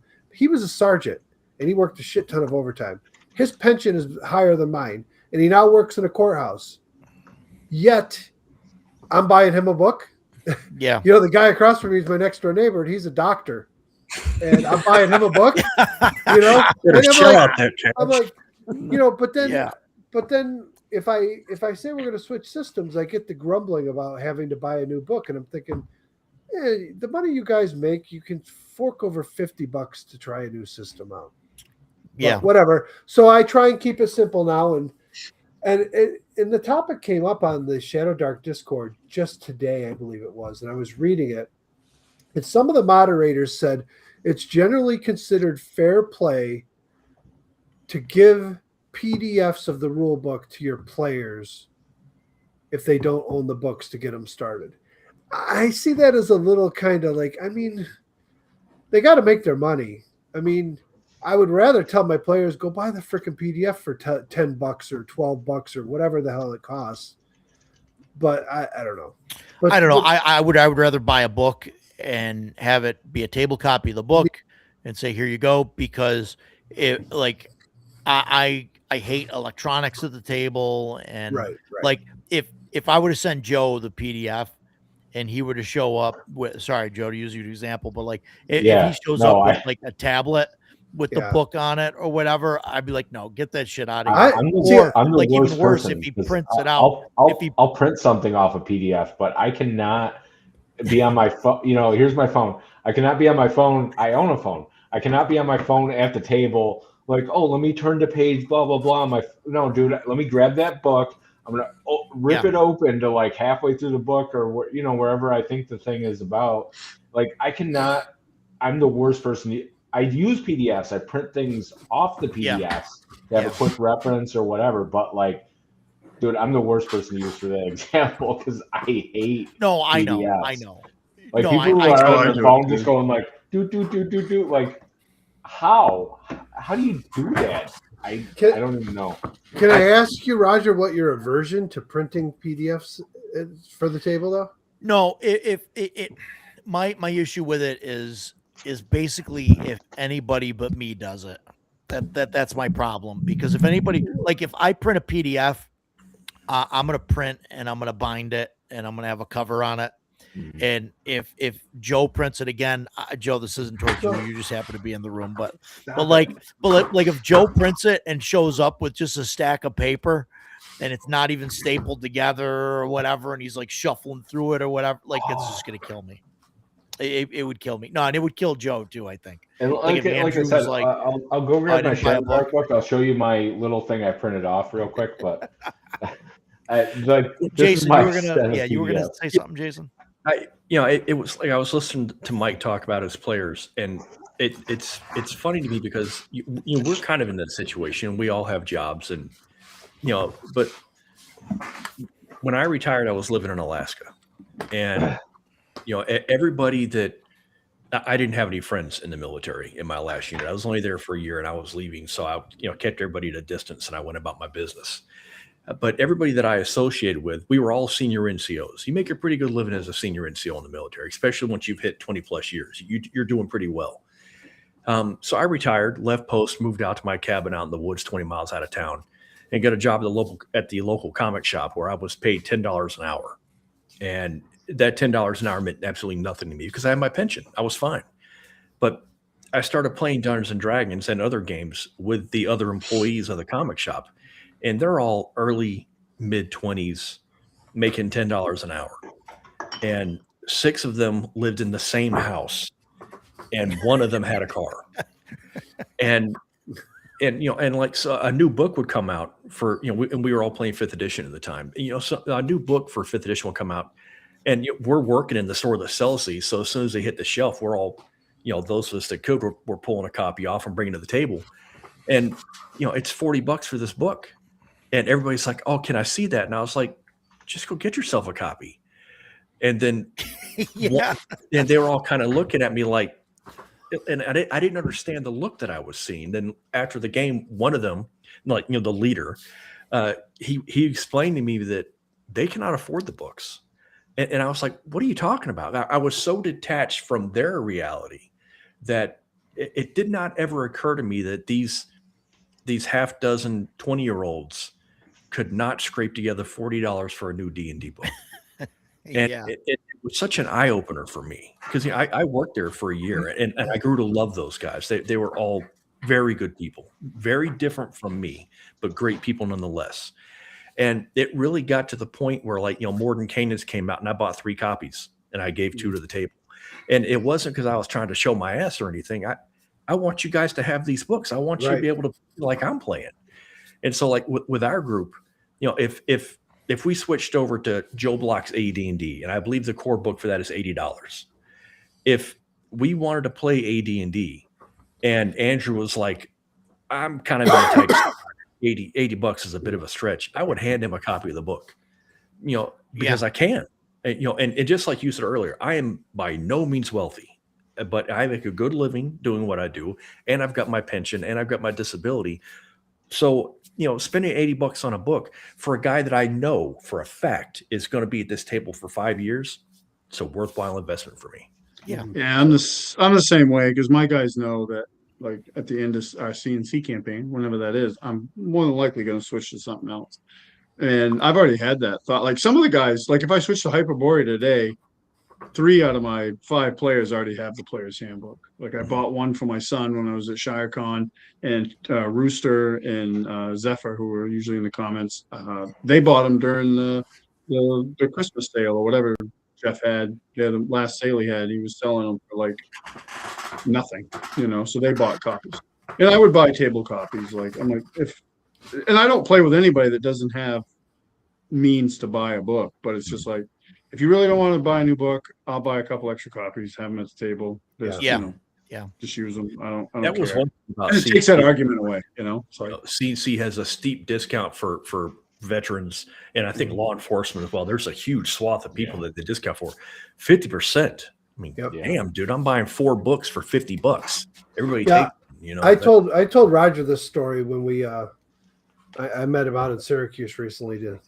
We went out to dinner, and when I got into CNC, what you don't want him to know about our date? What? Oh boy, here we go. So We had a day. Yeah. yeah. Anyways, Mike bought dinner. yeah, I bought So dinner. would you do after dinner then, Roger? Oh, now that I don't. We're not going to talk about. You guys, So you. listen, anyways, we were talking about it, and when I got into CNC, my table at the time, it was a little different makeup than I have now. I had a retired correction officer that was with me, the sergeant there. I've got one guy that's still a commander in the Navy in the reserves. He's been in for 30 years. I had a guy that's that was in the Navy, did his 4 or 5 years or whatever, got out, and that he was a cop for 20 years. And the other guy at the end of the table was a brand new prison guard. So I sent a message to it's not Steve, the guy that handles it was I forgot who took care of it. They told me to message him. So I emailed him and I said, look, this is my group. I said, we are all either law enforcement or military, some current, some retired. And he was like, yeah, by all means, use this discount for everything you buy. So I bought for the whole group. That's why I was like, $120 for 5 players' handbooks, 50% off. It's $60 or $12 a piece. I'm like, to me, I'm like, $60 is nothing. I buy everybody at the table a book and be like, hey, let's play this. I didn't buy them all the extra books. I just bought them their players' handbooks. You know what I mean? And that was like, okay, let's go. That was when I ordered the books. Sorry, Mike. Go ahead. Finish up. Well, and one of the things is that's why I have I've got 8 players' handbooks there for CNC still, because a lot of guys gave them back to me when we stopped playing it. My daughter's friends, some of them just left their books here because I bought them for her group, and they left them here. I think I probably bought 20 of them. I've got 8 of them here. So, I bought them for lots of people, and it was just one of those things I can. So I did. But at the same thing, if I got a player at my table that just really can't afford it, if I want you to play my game, I'm going to buy you a book. That's all. So I like this idea, edgelord. Yeah, no, definitely. Definitely. I think buying books for people at the table, like for some reason, even if people have the money, like it's a barrier to entry, right? Like they don't want to spend $60 on a book for some reason, I get it if they're not 100% into the hobby. That's not a problem for you and I, apparently. Yeah, right. Yeah, but look these, at the pretty book. Right. I don't know what it is. It's sitting on my These- shelf. I got a buddy that I've gamed with him forever, and he moves like every 5 or 6 years. Him and his wife moved to a new home, and like the first time he had to do that with his entire collection of stuff that he was like, oh, and then he actually thinned the herd. Like he's not. I mean, he's into role playing games. I mean, we've been playing together for 20 plus years, but he's not like like we are, like shelves full of books and stuff like that. He doesn't do that. So he doesn't want to accumulate stuff because he has to move it. So that's why kind of his thing about like not buying books Yeah. and stuff. And he doesn't like to learn he doesn't want to learn a new system, but I'm like, well, that's a you issue, not a me issue. But Yeah, well, I can take the excuse away by buying a table copy of the book and being like, well, there's an extra copy here. that's what I probably start doing is just start buying table copies instead of buying everybody their own books. I'll just buy. I mean, I backed on this Kickstarter. I added the new the premium core rules book. I haven't decided yet whether I'm going to open it or just put it on the shelf still in shrink wrap and leave it there. Yeah. You know, but I could just open it and use it, and then I've got 2 copies, which I know people have already given me crap because I'm using my signed copy as my table copy, but I don't know. I'm not. I have the special edition one from the first Kickstarter that I had her sign, and so I have that at the table, and I use my normal copy of the book, but if like Andrew like had it, like he was borrowing it, like then I'll open that, the special edition one, and I'll use it. Like I don't want to, but also it's a book, Right. right. I don't want it to just sit on if it sits on the shelf, it like, why do I even have it? Right. I 100% agree with Edgelord. Edgelord. Yeah. I buy my games to play them. I mean, sure, I had her sign it and all, and that's cool, but that doesn't mean I'm not going to play the book. It doesn't mean it's not going to fall apart and everything else. So for me, it depends on the book and who. I am really hoping, and I've met Kelsey several times. She's always been super cool. I'm going to have my book the next time I see her so I can have her sign it. I will still use that book as a table. Yeah. My first edition Monster Manual 2, signed by Jeff Easley, in which he drew a dragon on the inside, will never see a table again. I pick it up every now and then, and I get a big smile, and I put it back on the shelf where it's protected, and that's where it stays. So for me, it depends. Like modern stuff, though, no matter how much regard I have for the creator and the signer, I'm still going to put it on the table. It's just not a big deal to me. Yeah. So my second edition players handbooks, I have 4 of them, and I have 2 first printings of the second edition players handbook. So I brought one of them it was beautiful. I brought it with me to Page, and I had Zeb Cook sign it. Cool. That one is now bagged and boarded and sitting on the shelf. I have 3 other copies there. Right. I'm not going to pull it out for a table copy because I have 3 others, and every one of my players owns second edition. So it was just something that would sit there. But I never bought it with the intention of not using it, but it got used a lot. It just happened that I was going to Page and Zeb Cook was going to be there, so I'm like, hey, I'm going to have him sign it. So now it'll sit there. I understand that point, but for the most part, I mean, if I had some like first edition books signed by Gary or something, I'd probably be like, I'm not going to play them. Yeah, that's kind of sacred. But generally, I don't go after that stuff. Like, yeah, that's pretty cool. Oh yeah. Yeah. If I could get Easley that's or fun. Elmore to sign one of my books, and especially if they went and drew something in it, yeah, I probably wouldn't play it again. I would, maybe buy another copy if I needed it and set it aside. That's one of my favorite D&D stories, is getting that book signed. So that's like the Bible for me. Yeah. But they were joking around. Edgelord was joking around earlier about Roger being a snob. Yeah, he's a little bit of a snob. We've talked about. First edition, it's got to be this way, and he gets the rules wrong, but we'll forgive that. But anyways, you get on like RPG auctions and RPG market, and I see these people now that are all slabbing books and slabbing adventures. Yeah. And it's like, it's not helping the hobby at all for an adventure that normally goes for $40 to all of a sudden go for $300 because it's slabbed. I don't think it's absolutely. It's the collectors. It's the collectors. It's not the hobbyists. I know, but the collectors ruin it for the hobby because if you put a nice copy up that's like you manage to get yourself a copy that's in beautiful condition, those collectors snag that shit up. And they will take it because, where somebody might want it for a play. I don't know. I'm a little irritated with the whole slabbing portion of it now. You're turning it into just like trading cards where everything's gotten super expensive. That's exactly what they're doing. Roger and I went to we went to Gary Con a few years ago together, and Errol Lotus was going to be there, and Roger loves Errol Lotus the way I love Jeff Easley. And we were waiting in line to see Errol Lotus, and Roger's got like 4 or 5 different things that he wanted Errol to sign. And there were 2 asshats in front of us that were professional memorabilia salesmen, and they had Contigo boxes filled that they wanted him to sign. And fortunately, there was a guy up in front, a regular guy, and I went up and I was like, "Hey, man, we just want to get a couple things signed. Do you think we could skip these 2 guys and join with you?" And he turns and goes, "Guys, where you been? We've been waiting for you." So he waved us up. So Roger and I get up to the front of the line. And I had my Palace of the Silver Princess. So I had him sign it. That was great. And that was it. And then I stepped to the side because Roger comes over. And the first thing he tells Errol is, "I've got 4 things. And I would really like you to sign me." It's like, "I promise I'm not going to sell them. These are mine."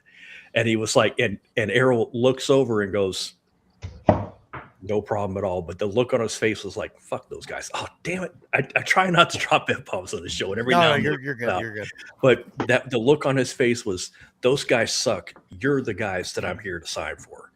And so, yeah, that was, and seeing Roger's interaction was like me when I met Jeff Easley. It was overwhelming. Yeah. I talk to that guy maybe every couple months on Facebook, Dave. The guy that Dave waved us Williston. up. The guy that waved us up, and it's like we're we're always always later on the con and do the same thing. It was great, really good. Yeah, experience. whenever I message him or he messages me, it's always something like, "Hey, line buddy," something like That's that. right. It's fun, yeah. I really kind of, I don't know, maybe this is just me, but I hate the fact that after a convention, like when Page is done, 2 weeks later, you see guys on there selling autographed stuff. Yep. Like it groups of it. I Not saw just one thing. Yeah. I saw it with what's his name? Oh my god. True Yeah, story. yeah, Matt. Sorry. I like the exact measurement of 6 hectares. Wandered 6 X's off. Is Well, it yeah. 6 X's? We Yeah. were randomly populating the map, and this is where we landed. This Do you is need this is the where que- we landed. The Yeah. topic is, do we need these books? No, we don't need these signed autographed books to have fun. We We're don't still on topic. we don't need them. Frank Menser, we went to see him at Page One, and like there were people in front of us in line. I was like so pissed at because they pull out this box and it's got the large postal flat rate shipping boxes in it, and like each one has like 5 of the modules, right? Like different ones, and they like pull them out and they like open it up and like drop a pen and they just like point like to where they want them to sign it there, and then they flip the page to where Alina is. It's like up there, and then like they pull the next one there. Like they didn't even say, "Hi, it's nice to meet you." Nothing. They just walk up and they're like, "Here, sign this," and it's ridiculous. That shit kills me. I mean, and that's the reason why, like, people get on like Mark Hamill or like William Shatner or whatever because they want like $800 for like an autograph. Yeah. Or whatever. And I know that's high, and I know a lot of people complain about that shit, but that cuts all that bullshit out. Yep. Unless somebody, is actually gonna buy that shit. Adler calls them vultures. Yeah, I mean, it prevents that shit. Well, the one thing that I liked about Kelsey was, I didn't. The fact is, Kelsey personalizes it. Yeah. So if you're going to absolutely. sell it, Yep. if you're going to sell it, somebody's going to buy it with your name in it. Right. And that's part of the way to do it, to keep away from that stuff, is just personalize it. What's your name? Oh, we'll write a little personalized message to you. Yeah. Yeah, sure. Some Mike could buy it and be like, "Oh yeah, I got this sign." Oh, I got it. Hey, yeah, But it's got my name in it. But I don't get, I've only got 2 signatures in my whole collection, Kelsey's and Zeb Cook's. And I had Zeb Cook sign 3 things for me, which I was leery about even doing that.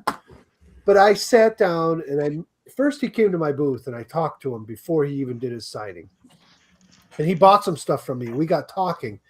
And I told him, I go, listen, man, I go, I know some of these people like geek on these old school guys. Everybody's like, oh, Gary was this and this.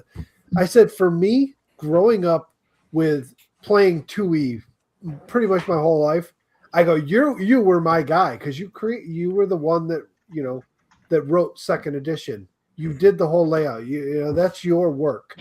And for me, that was, you know, that's what I played. So I was like, you know, I'm not one of these guys to gush over people. You know, I'm not going to be like, oh, starstruck, I can't talk to you. But, you know, I said, I got to thank you because I had 30 years of, you know, enjoyment from what you wrote.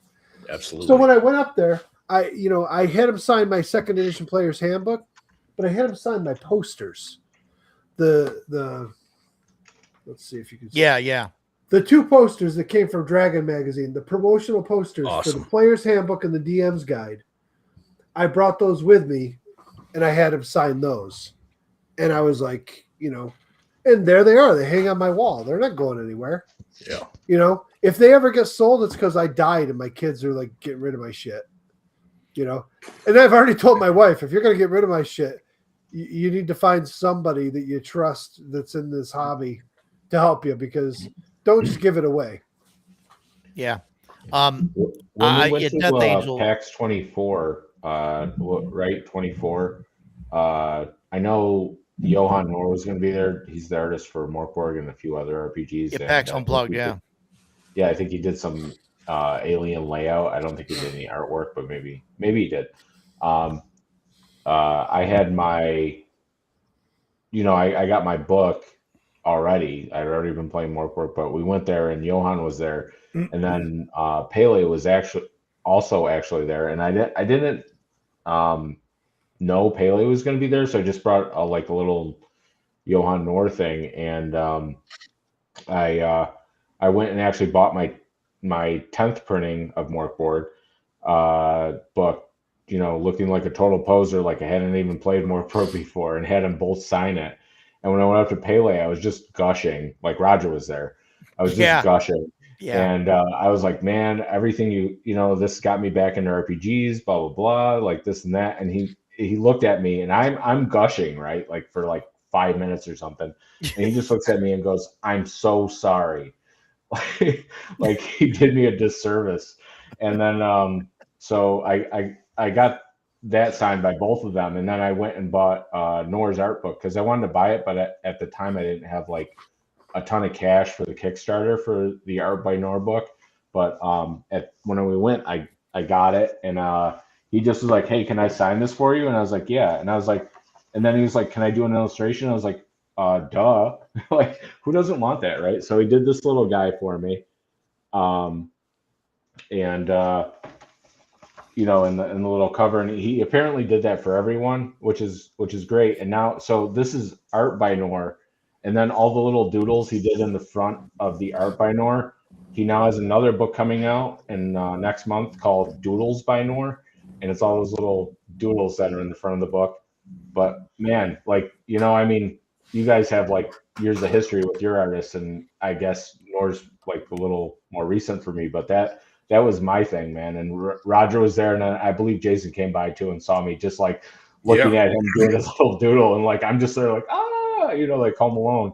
Yeah, it doesn't matter if it's 30 years or 30 minutes, man. That same love, that same emotion is there for you like it was for Roger with Errol and me for Jeff, man. And that's, you know, you put in the private chat, you saw the look on my face when I opened up my book. I can't even talk about this book without tearing up. Yeah. I'm doing it now. It's that emotion and that attachment that this is so important to me. Yeah. You know, you talked about you know, that Morkborg book is the reason that you got into RPGs. This Monster Manual 2 is why I got into Dungeons and Dragons. I've been playing since I was 11. I am 55 years old. This is a massive part of my life. Yeah. You can't ask for better than that. Yeah, it's funny because like my first edition, so I started out with the BX, just the basic book, the Moldvay basic, and it was a gift. my stepmother was a nurse, and they had some Christmas party or something, and somebody bought her the box set, and she was into fantasy novels, so they thought she might be into that. Well, she wasn't. So she said I could have it. I don't know what happened to the box or Keep on the Borderlands, but I still have the basic book. And it's beat to hell because I read that and read it and read it. I never played it. I read it and read it and read it. And that stoked my imagination. Well, then I met a whole new group of friends and they introduced me to first edition D&D. And then I shortly took over. Well, so this was my first ever player's handbook. Wow. Okay, it's not the 70s version with the original cover. Sure. Doesn't matter. But you That know art's what? better.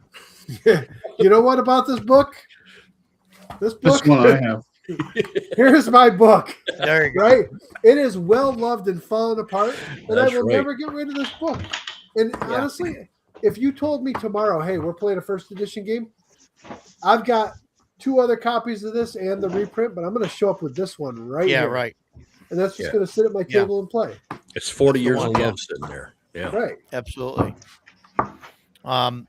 Yeah. So, Death Angel said he wants my autograph. So it's funny. There's actually only, there's the Brahm book there. Yeah. There's I've only given one autograph to one thing that I print. And that was to Joe, I believe. So I think you're the only one that's got my my autograph on. If this On were a something that I sitcom, made, so. there'd be an oh. Yeah, yeah, Should I start autographing all my 3D prints? yes. Yes. Only if you don't mind me painting over them. Oh, okay. No, because that's like No, it's No got to be the offense, painted Mike. ones. well, the painted ones, yeah, would be cool. But like if you're gonna I'm like so if joking. I'm anybody's not gonna gonna autograph a 3D print, it would be the guy, like it'd be the sculptor, right? Like Yeah, I'm that'd not, be I'm the, not signing any of that stuff. yeah, right. But yeah, no, that's cool. No, and I feel the same way, right, about my like old books and all of that. Like I had when I brought to Earl Otis, like I had him sign my basic set, the books that I had, that I got, not the ones that are in better condition, that I have, but the ones that I grew up with, and I told him, I was like, listen, these are going to the grave with me, like nobody's going to get this afterwards, so it's just interesting. So, It's Yeah. weird. It's weird the direction the hobby's taken now with the collectors. There's always been collectors, and I don't have a problem Yeah. with collectors. yeah. Um, No, but recently Yeah. with like the slabbing and all of that, I mean, that's a whole thing now. and like, I mean, he's been at Page the last couple of years, but I've never met him. But Alex Kammer from GameholeCon, he's got an amazing collection. Yeah. But I got to tell you, there's sometimes when he shows off pictures of it, and I look at it and I go, "There's fucking 5 different copies of the Mulvey Basic set, all in shrink, sitting on your fucking shelf that somebody else could be enjoying." Yep. What's I don't know. There's a Yeah. point to me where there's like you're going overboard. I understand they're collectors; it's their money, and they could do what they Grading. want. Grading Death Angel when you seal them and grade them like Yeah, you like do with Comic comics or magic cards or collectible cards. Yeah, they're doing it with D&D adventures now. Sad. And bad ones. I've seen like somebody had Forest Oracle slabbed, and they're like trying Yeah, but to charge it's $300 for it. I'm like, right, come on. but that's what it does. Like I see, and I've seen that done in with magic cards and like comic books and stuff for years.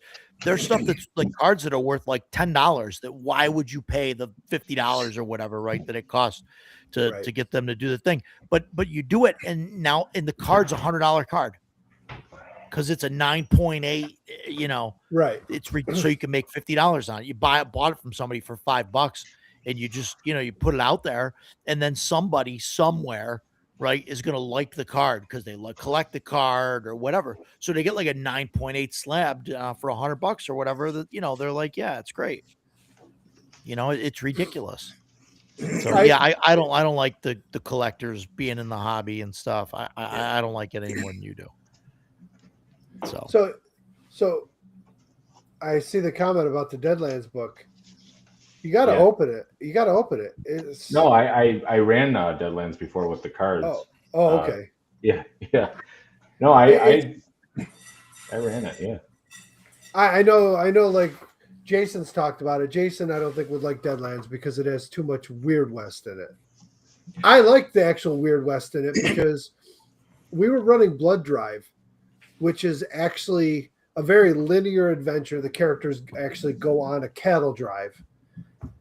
Yeah. But they run into things like they find some old house that's like there's burnt bodies behind it, and they find some clues about what caused that, and there's all kinds of weird shit in it. There's one part some cattle go missing, and they go to find them, and they get attacked by giant spiders, which is a huge like horror check for them because they've never seen giant spiders before. They've never seen anything weird like this, and all of a sudden, they're being introduced to it.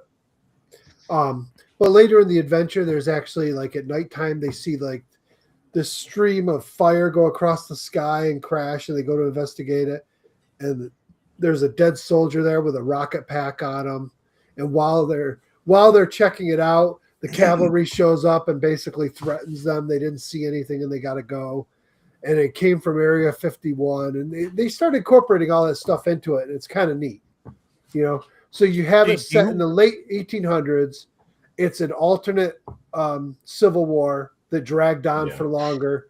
And basically, I think it was the Native Americans that basically did some ritual to their gods to try and stop the war. And the gods got loose on the land and created all kinds of weird shit. And now it's all chaotic.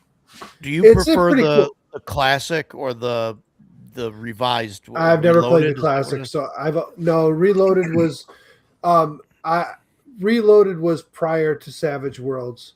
So you're playing the Savage Worlds version. yeah, so Okay. Savage Worlds was created from Deadlands. So he actually revised the rules and then created Savage Worlds out of it. And now I've just stuck with it. So it's Adventure Edition is the newest version. I mean, I've even got the last couple Kickstarters that are sitting here that I haven't even touched yet. I mean, they're still in shrink because we're not playing the game right now. But at some point, I'd like to really get. Yeah, that's the old stuff. Yeah. You used a deck of cards instead of any dice. And you so you use the cards. You use the cards for initiative and a couple other things in Savage character Worlds. generation. Yeah, and you do like a poker hand to do the combat. Yeah. Yeah, it was. I mean, it's not exactly poker, but yeah. So just deal out the cards for initiative, and you go in that order. And of course, aces get to go first, and they can reset some stuff. But you actually rolled Savage Worlds. You rolled dice for it. You have exploding dice for your attacks and stuff like that. I'm pretty sure there's no dice in the original Deadlands. It's just all cards and poker hands. But maybe there. I haven't played in years, so maybe there are dice somewhere. I thought about getting into the DCC version of the Weird West one, but again, it's this giant ass tome of D20 rules, and I'm like, I don't know. The Savage World rules, I got into it, and they're different rules. They take a little bit of learning to understand how it works differently than Weird Frontiers is a good time. Weird Frontiers. Yeah, that's the DCC one. Yeah, And make it in 2 books if you can find it. I just don't know if it's better than Deadlands. That's the thing. Is it worth buying a different system? I don't know enough about Deadlands. Well, Deadlands has been around much longer. It's sure. And I backed it on Kickstarter, and we ran into the people who make it at Page Shadow West. Yeah. It's not out yet, but it's coming soon, I think, because they said it's they're just waiting on the proof from the printer, and then they're gonna, and if it's good, they're gonna ship it out. I'll be honest, part of what has attracted me to Free League and Savage Worlds was the fact that their systems can be applied to a wide genre of games. Mm-hmm. So if I teach my players Mutant Year Zero rules, there's so many games that can apply to it. So it's not like teaching them a new game every time. It's just like, it's the same rules with just a few customizations for this setting. Savage Worlds is the same way. And now Shadow Dark you know, of course, if I can do Dark Sun with it, I could do Weird West with it, and I can do basic, you know, regular fantasy, and I could do Dark Space with it. That's appealing to me, to take one Yeah. rule and be able to apply it different ways. Sure. No, I love that. Edgelord, what are you talking about? RPG or I don't know how you take that question, Jason. I but, think I I was think he's he's, gonna ask talking that, about- RPGs or movies. no, I think he's saying that because I said I knew you didn't like Deadlands. I think he's asking what westerns you like. I really like Tales of the Old West from Wrecked. That's the Free League guys that made their own thing. I found that this 3.5 Old West that is Oh. great. Oh, Favorite movie? Once Upon a Time in the West, absolutely, without question, is my favorite Western. Followed closely by the classics, Good, Bad, the Ugly, Shane, High Noon, High Plains Drifter. I love that movie because Clint Eastwood plays a revenant. That's badass. Pale Rider, phenomenal movie. Man, there's some great Westerns. But yeah, Once Upon a Time in the West, that's a masterpiece. Absolutely a masterpiece. Yeah. So I told my players when we were getting ready to play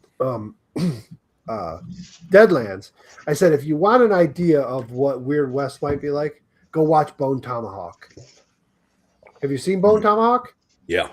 Kurt Russell? It's a little rough. Yeah. It is. I like it. It's a great movie, but it's definitely not your typical Western.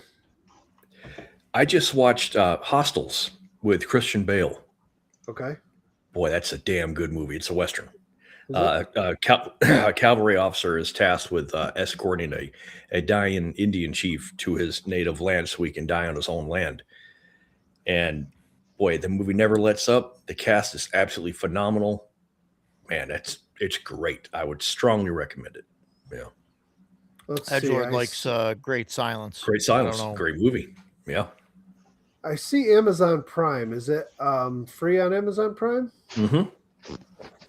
I have the Blu-ray, but yes, free on Amazon. Yeah. No. Well, maybe.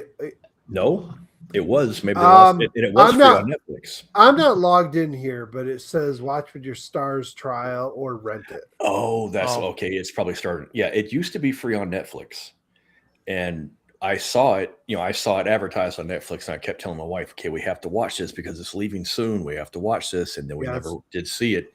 And I said, "Okay, for Father's Day, I want the Blu-ray." She got me the Blu-ray, so now I've seen it. I'll have to Excellent. check movie. it out. Nice.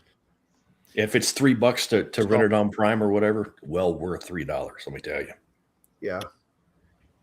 So we're just past the 3-hour mark, and like Matt said, we're 6 hexes off topic at this point.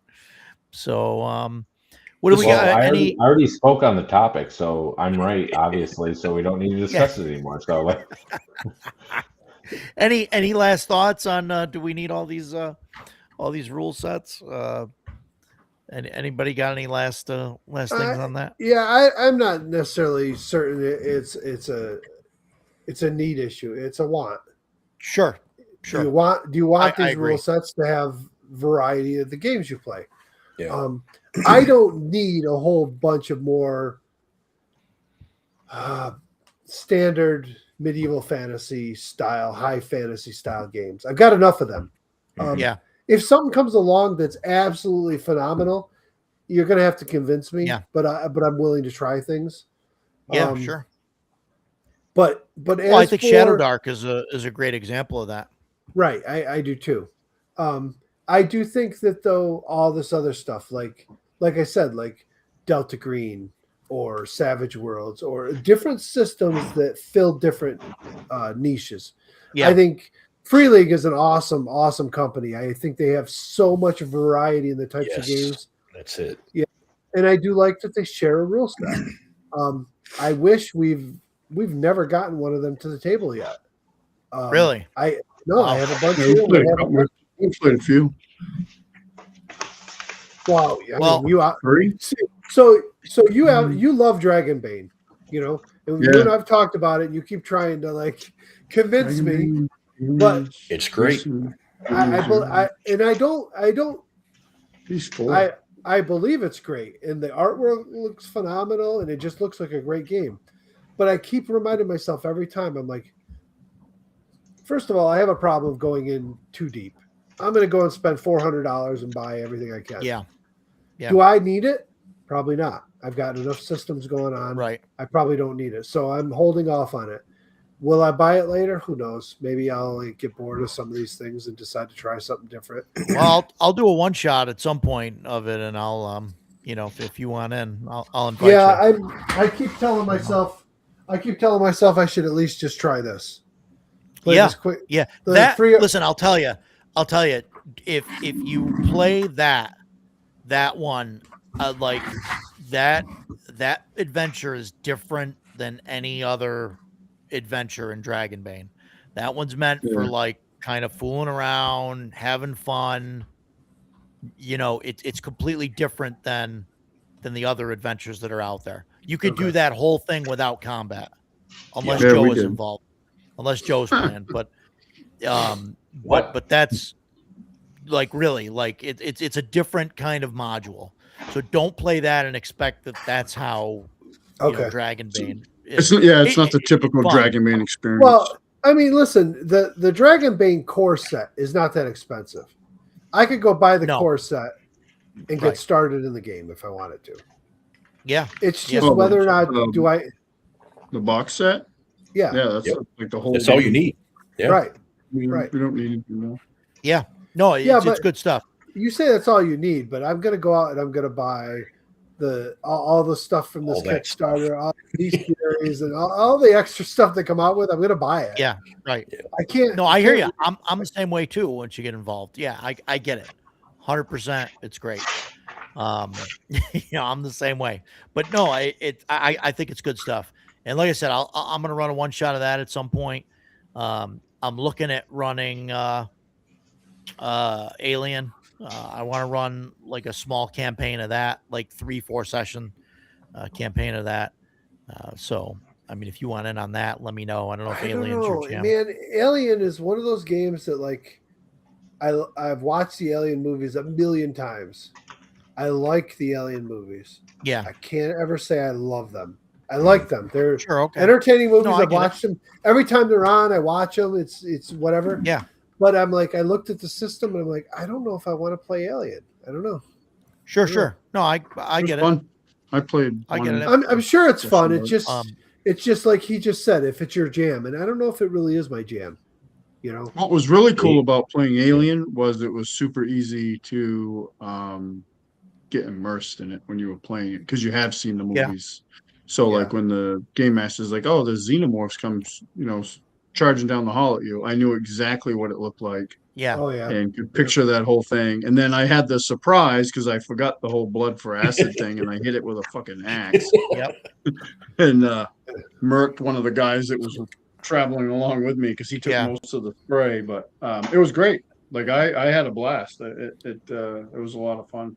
Yeah, It's a and great I could. RPG as long as you're not playing it with me at a convention. No, that was a one shot.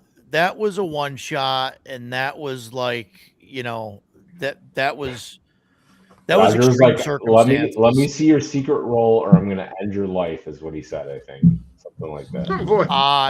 I can't confirm or deny that, but that was a game And- that Alex Kammer was running, and Yeah. Joe had the secret mission that he was a crazy Russian that wouldn't stop smoking, and he was doing crazy things in the game. And I told him like 3 times during the game, I said, Joe, if you're playing this character like that, just to be a goofball, and it doesn't say to act like that on that slip of paper of yours, I am going to throttle you when this is over.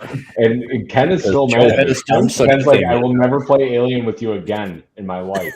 And what did Alex have to say about it? No, Alex, He wasn't it happy was either. I think I ruined it for everyone. no, I think it was fine. The module that he ran was basically for 5 players, and only 2 of them could possibly survive. So everybody kind of had a secret thing that says, you really care about this other person, you need to like get them out. So I had like a patient that I had to get out. I was a doctor, a patient that I had to get out. I was Joe's person that had to get out, and I was in like, love so with Roger. everybody had this whole like thing going on, and so it was going to end horribly no matter what happened. Well, and Yeah. while we were all arguing with each other, the one guy that wasn't arguing just self-destructed the station basically. So I mean, that's how that ended. It was fine. It was fine. It was just a little like just craziness going on. So I'm not a big fan of that, the player versus player kind of aspect of but in a one shot, it's like, okay, whatever. It's fine. I don't want to do that all the time, but it was okay.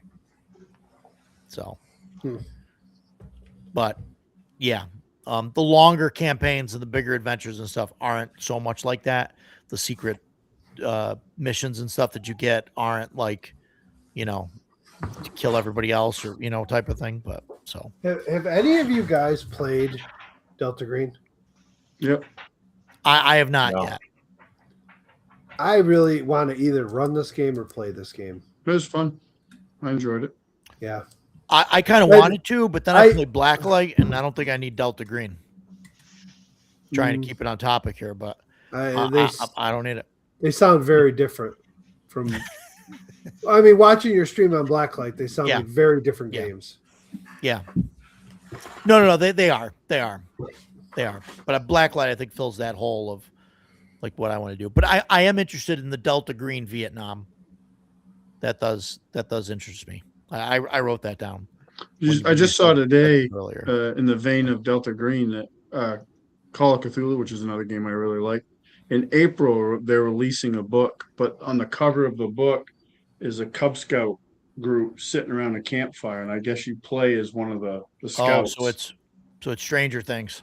Yeah, so you get like that, driven to madness at a very early age. I've never Wow, played that Call looks of pretty Cthulhu. cool. I've never played Call of Cthulhu, which is what Delta Green was based on. I've played a lot of it. It sounds very fun, but I think you need to have a group. Like my current You have to have the right people. right. You have to absolutely have the right people. My group of players have never really known anything other than D&D or D&D styled games. So They would have a very hard time with Call of Cthulhu. right when we Probably. played Deadlands, they Probably. tried to play it like D&D, and Yeah. it just doesn't work that way. I mean, you gotta. I came from that background. I'd always wanted, because I like horror movies and stuff, and I always was interested in Call of Cthulhu, but there was nothing anybody I played with was interested in. I lucked out during COVID and got into some Call of Cthulhu, and I didn't know anything because we played a couple one shots, and I was like, and Rooster was one of the guys I played with, and I was like, well, how does this work for like a long-term campaign? And so we had a great keeper. He was awesome. I still play games with him. He the way he explained it was in D&D you start off as like a scrub and you only get Oh better. yeah. And in Call of Cthulhu Yeah. you start off the best you're ever going to be and you only get worse. Yeah. Like you just and that's how they describe. That's It's- describe how they describe Delta Green. Same thing. It's just slightly different mechanically. And your purpose in Delta Green is different than your purpose in Call of Cthulhu generally. Right. They're both The thing I like both about fun. it is people try. Right, people try and equate it to X-Files, and it's kind of like X-Files, but X-Files they were all about discovering the truth, and Delta Green is all about basically Covering it up, and yeah. hiding the truth. Yeah, hide which it. is cool. Yeah. So, all right. So, let's close this thing up and then get out of here. We can do this in the back room, but It's been a yeah, great podcast. CNY. Death Angel says he's coming, and Edgelord, yeah, you're going to be there. Joe's going to be helping out with stuff. So, and if you guys want to come, I'm still a day or working two early, on my group. trying to get the group to come. I'm trying to get my gamers on. Yeah, we'd Yeah. love to have them. If you guys, They're not convention people, but maybe I can get them. I get it. It's not for everybody. If you guys want to show up like a day or two early, like we may have time for some gaming and stuff then. I know we're going to try and do some board games and stuff. Obviously there's setup and stuff to be done. So if you show up early, then expect to help. I'll probably come early. But, but we, he's bringing the Blantons. I'll we be can there. hang out. Yeah, there you go. There you go. So, all right. But yeah, Fucking man after my heart, right so I think I think that's about that.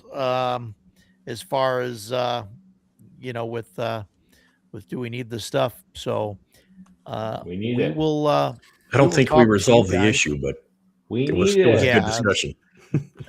That's about on par. It So, certainly is. and yes, I will put you to work after a 14-hour drive. You got to get those muscles and those legs and arms moving after sitting for so long. So moving tables is a perfect thing. So we will see you guys next week. We'll see you guys on the other side. Everybody have a great evening, and we'll see you next week. Take care. Thanks, everybody. everybody. Feel. Bye, guys.